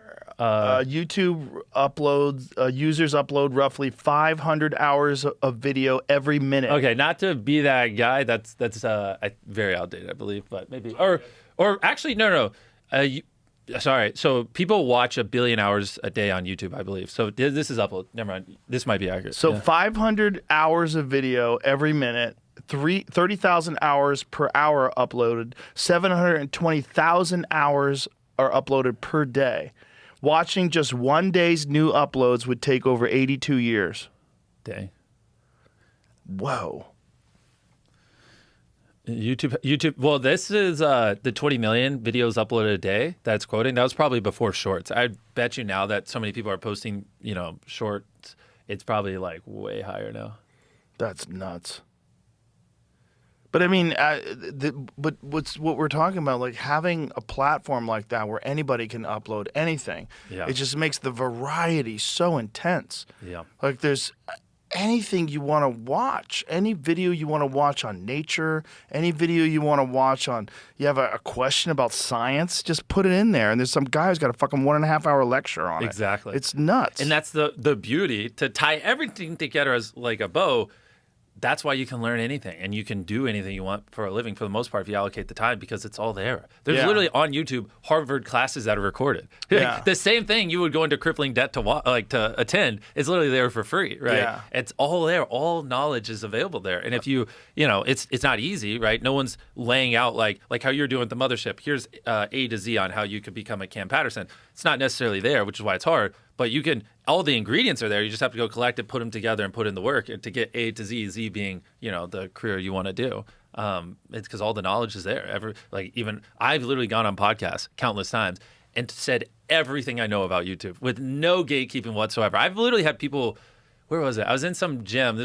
I think it was in LA or whatever, in between shoots, just working out. And a guy literally came up to me, and no idea who he is, but he's like, I have 3 million subscribers on YouTube. I started like 18 months ago, and like I just listened to one of your podcasts, and I just did like exactly what you said. And I got a friend group. I started obsessing over it, and and I did like these analytical things, and I just like quit my job a couple months ago, and I was like, no shot, this is like a coincidence. You're like tracking me or anything. He's like, no. And he's in gym clothes, sweaty. He's like, I was just running on the treadmill, and I just wanted to tell you that. Like, I literally just quit my job, and I'm making more money because I just listened to one of your podcasts. And I was like, whoa. And it was crazy. But I've had experiences like that countless times where like these things, which is why I'm so passionate about sharing it, like opens people's minds. And he's like, yeah, I didn't realize that was a possibility in life, Well, that's you're coming from life with a perspective of feast, not famine. Yeah. And that's the good thing about it, that there's enough opportunity for everybody. And I have a contrarian view on that, because a lot of creators do see other creators as competitors, but I've always been like if someone's doing well, I don't get threatened. I'm like, yo, let's just film together. Like collaborators, not competitors. Like what? There's literally trillions of views going around. If you think this person getting an extra, even if they crush it, billion views a year, has any impact on me, like you're crazy. It has no impact. You know what I mean? People are sometimes spending 4 or 5 hours, a day consuming content, right? They watch their little 20-minute video, that they upload every 2 weeks.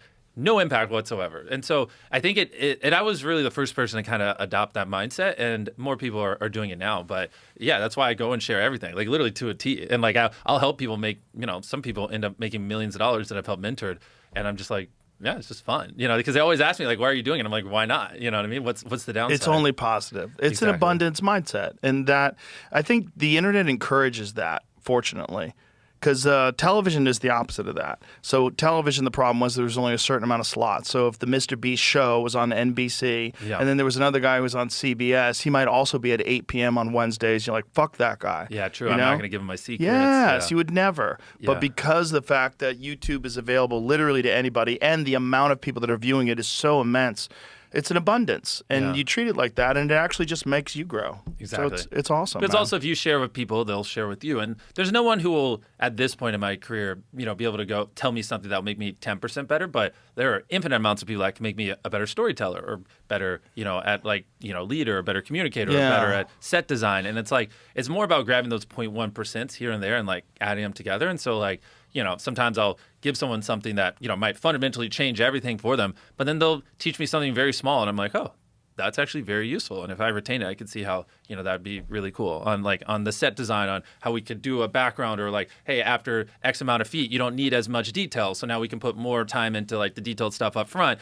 But, and sometimes I was being too particular on things really far. Like, it's all these little things that you just accumulate over being around different people with different expertise. And you just have to Absolutely. you just have to some people don't see the value in that kind of stuff, but you can learn anything, or you can learn something from almost anyone. And I do believe that, because everyone has like different things and different experiences and stuff like that, especially as a content creator, because you're also making content for millions of people. So even just learning, what a normal person is going through, or what their life is like, is helpful for being able to relate with them and through the content, or make something that is interesting to them. So if you approach people like that, where it's like, I can learn something from you no matter who it is, it's also, I feel like not many people take that approach either.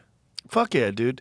I think your approach is very valuable for a lot of people to hear, and very valuable for young people to hear. Because if they just follow those principles and just follow your passion and really be disciplined and focused, you could do a lot of things in this life. Exactly. You could be like Jimmy. You could. Probably not. Statistically not. But could Statistically you be, not, Could you be a but- person with a couple less zeros and all the numbers? Of course. Yeah, and also just be enjoying your life, because you're doing something you want. You're actually creating something. Yeah. And something you'd be proud of, and something that people enjoy. And that makes you feel good, that people are enjoying your work. Yeah. And speaking of something you're proud of, so since the last time I was on here, a big thing I've been working on is, are you aware of how many kids are like working illegal child labor on cacao farms? I think last time I was on here, we talked about how I sell chocolate. Yes. Yeah. Do you know that there's over 1 million kids that work in illegal child labor on cacao farms? Wow. Yeah. Where? In West Africa, so Cote d'Ivoire and Ghana, which is where like majority of the world's cacao comes from. That's there's rampant child labor. You can ask Perplexity. I'd love for you to pull up data so we can see it, that I'm not just making it up.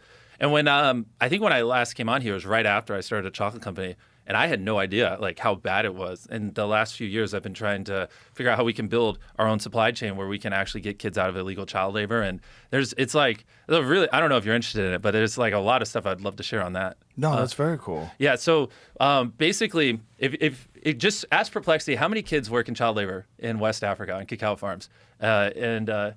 Right here, 1.5 to 1.8 million people or children. Yeah.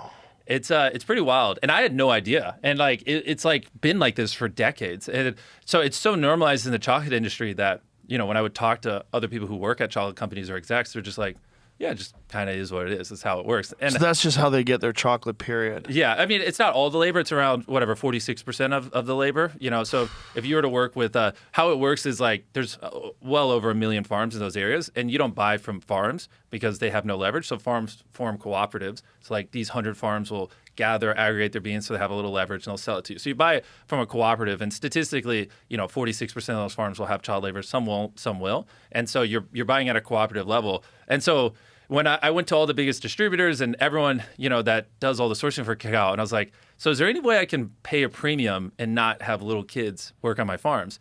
And it literally didn't exist. And I was just so mind blown. And it really was frustrating because it's not even, did it not exist? Like no one really seemed to like even think it needed to exist. I was like, you guys, like these are kids. Like you have no issue making billions of dollars in profit on little kids working on the farms. It was like a very weird thing. So That's crazy. So that's most chocolate?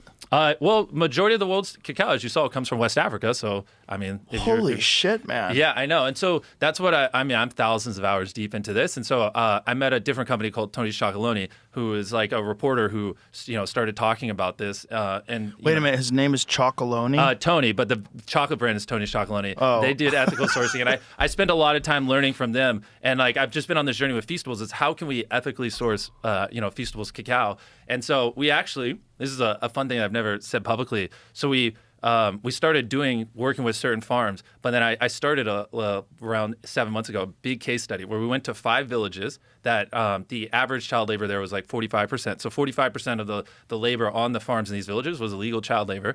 And we went on the doors and we collected every single data point. We knocked on every door. There's around 10,000 people that live in those 5 communities. We knew everything from the child labor rates to school attendance to everything. And then throughout the last few years, we've just been collecting tons of data on why kids work in child labor, how you get kids out of child labor, which most of it comes back to poverty. Big Chocolate pays farmers so little that they just can't afford to not use children. So part of it is there's this thing called a living income reference price, which looks at like the cost to actually live there, and you just guarantee we guarantee 100% of our farmers that will pay a living income reference price. And then we work with Fair Trade, which the cooperatives I was explaining to you, sometimes they're not democratically elected, right? So you can pay more money, but if the cooperative is like someone skimming off money or taking it, it doesn't flow through to the farmers. So we go through, we make sure it's complicated. It's like, I thought this would be an easier problem to solve. This is a multi-year journey for me. But we go to the cooperatives, which again is just a collection of farms that pool their cacao so they have more leverage so you can't take advantage of them.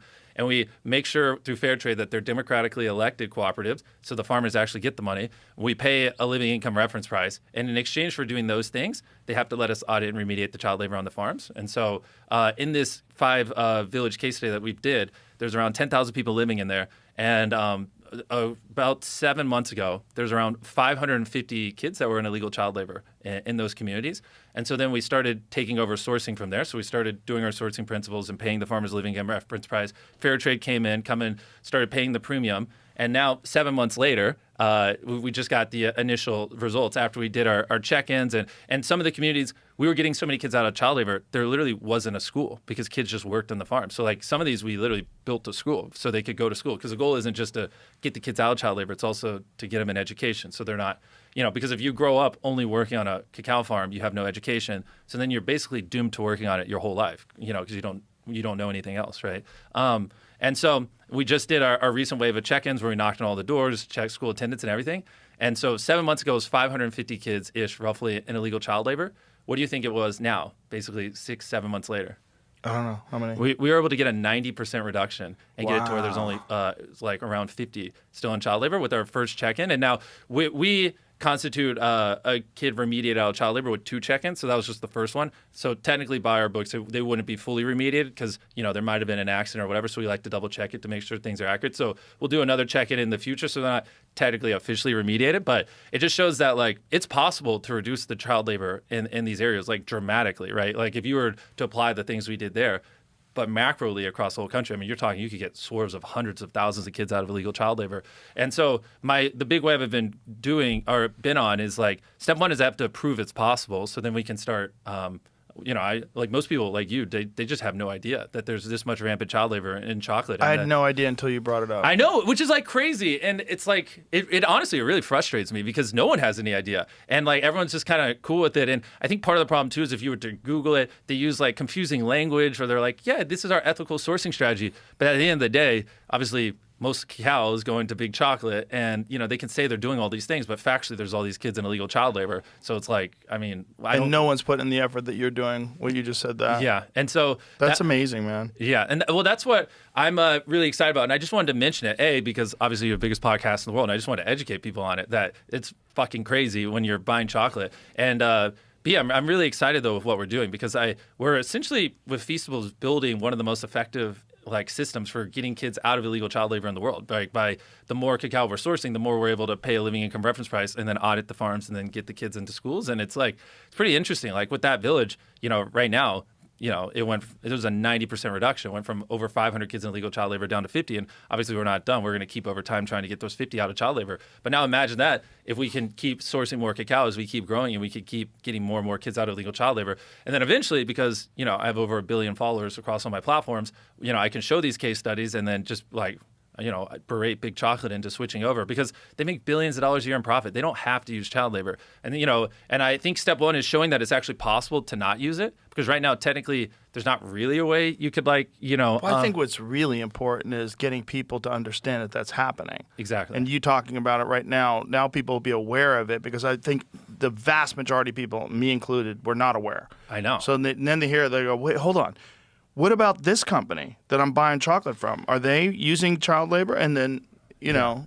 And technically, I can never, like Feastables, I can't say it's child labor free because, you know, it's not like I have security cameras on the farm. A kid could just walk on it and then, you know, well, he lied, right? So I'll never be able to say that. We're doing everything we can to make it as ethically sourced as possible. And that's why I'm doing these case studies where I can literally factually show, like, people knocking on the doors, show, like, without a, because obviously I know as I start to talk about this more, there's no doubt in my mind they're going to sue me because obviously Big Chocolate doesn't like the idea that people are learning that there's so many kids in illegal child labor. And because my megaphone's so big, they're going to want me to be quiet. But in a perfect world, they'd hear these messages and they would have a soul and be like, you're right. We shouldn't make billions of dollars in profit off the back of little kids. Let's just put a little bit of the money towards getting the kids into school and putting people that, you know, aren't kids on the farms. And so ideally, that's what comes of it. We'll see in the long run. But right now, I'm just really focused on building these case studies and really showing, like, in depth exactly how they could do it. So then hopefully they just come around to, you know, give them the avenue to go, oh, we just didn't know. This is cool. Cool. We'll start doing it. I mean, because technically there isn't really, like, all these chocolate companies are so old. Like, technically the people who built and grew it, like the founders, they're dead, right? This is third, fourth generation people. Like, some of these people have never built a business from ground up. So maybe you could give them a little slack and be like, they just don't know any better. And it's a problem they don't know how to solve. Fuck them. They know. I mean, they know. They have to know. I'm trying to be cooperative because in a perfect world, if we could get them all to switch, I mean, maybe force their hand. I mean, maybe just making people aware of it will help force their hand. If I was in the biggest YouTuber in the world, if I were, here's a crazy sentence that I do believe to be true. If I stopped caring about this issue and did nothing, then the 1.5 million kids in illegal child labor, I guarantee you it wouldn't change at all. Like, it wouldn't change at all in the next 5-10 years. Like, who else? Look at how many kids are in illegal child labor in West Africa on cacao farms. Okay, we're back. All right, we're back. Big Chocolate sent in an attack. Yeah, we've had this issue. You're good. But listen, man, it's just another example of that you're an awesome guy. And the fact that you don't just care about money and you really care about doing the right thing and that you've decided to do this is just another example of why you're great. Thank you. Well, and I wanted to educate people on that. And another thing I think is a thing that people should hear is, especially in America, do you know that, I mean, it's probably not going to surprise you, but 40% of food that's produced in America ends up getting thrown away? I have heard that. Yeah.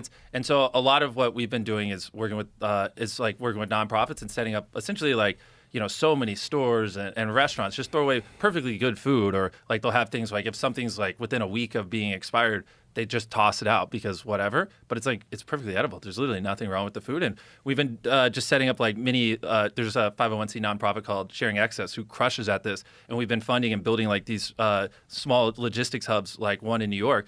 You know, and we've been, through them and then also our food banks, we've been able to distribute over 40 million meals to people in need across America. And instead of like buying food and taking and storing and distributing it, just taking food that would have been thrown away but is perfectly fine and perfectly healthy, and just figuring out how in a couple of days to just get it to food drives or people in need. And that's another thing too. Illegal child labor and cacao and that are like two things that I feel like people should just be aware of because it's a very solvable thing. You know what I mean? Like if you work at a retailer, I'm sure a lot of people here do, that throws away perfectly good food because they're like, they never want to run a risk of something being bad on the shelf, so they'll preemptively throw it away. Just call a local nonprofit and be like, hey, every week we tend to throw away food around this time. Come pick it up. Like little tweaks like that is like so simple, but would feed so many people in need and save us so much money. You know, and I feel like it's kind of a no-brainer. And I've literally seen it in effect. Like we're opening up another facility that, over the next 12 months should be able to distribute around 10 million pounds of food. So whatever that is, maybe like 7 million meals. And it's like just taking food that would have been thrown away. And it's kind of like mind-blowing that in America, like more people aren't aware of that because it's a very solvable thing, to be honest. I think there's so many people that are only concentrating on what's going to make them money. And of course, yeah. It's very rare that someone like you thinks about greater good and actually puts a lot of effort. But in this case, it doesn't even, that one doesn't even cost you money. We're just talking about, instead of putting it in a dumpster, put it in a truck. But the effort to well, maybe one of you, if you're a Walmart or I don't even know, some random store owner listening to this, just consider it. Don't throw the food away.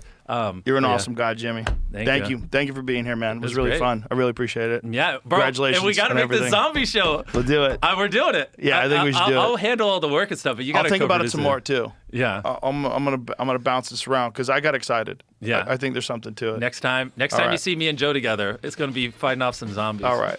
Sounds good. Thank you. It was awesome. Thanks for having me. Oh, my pleasure. Thank you. Bye, everybody.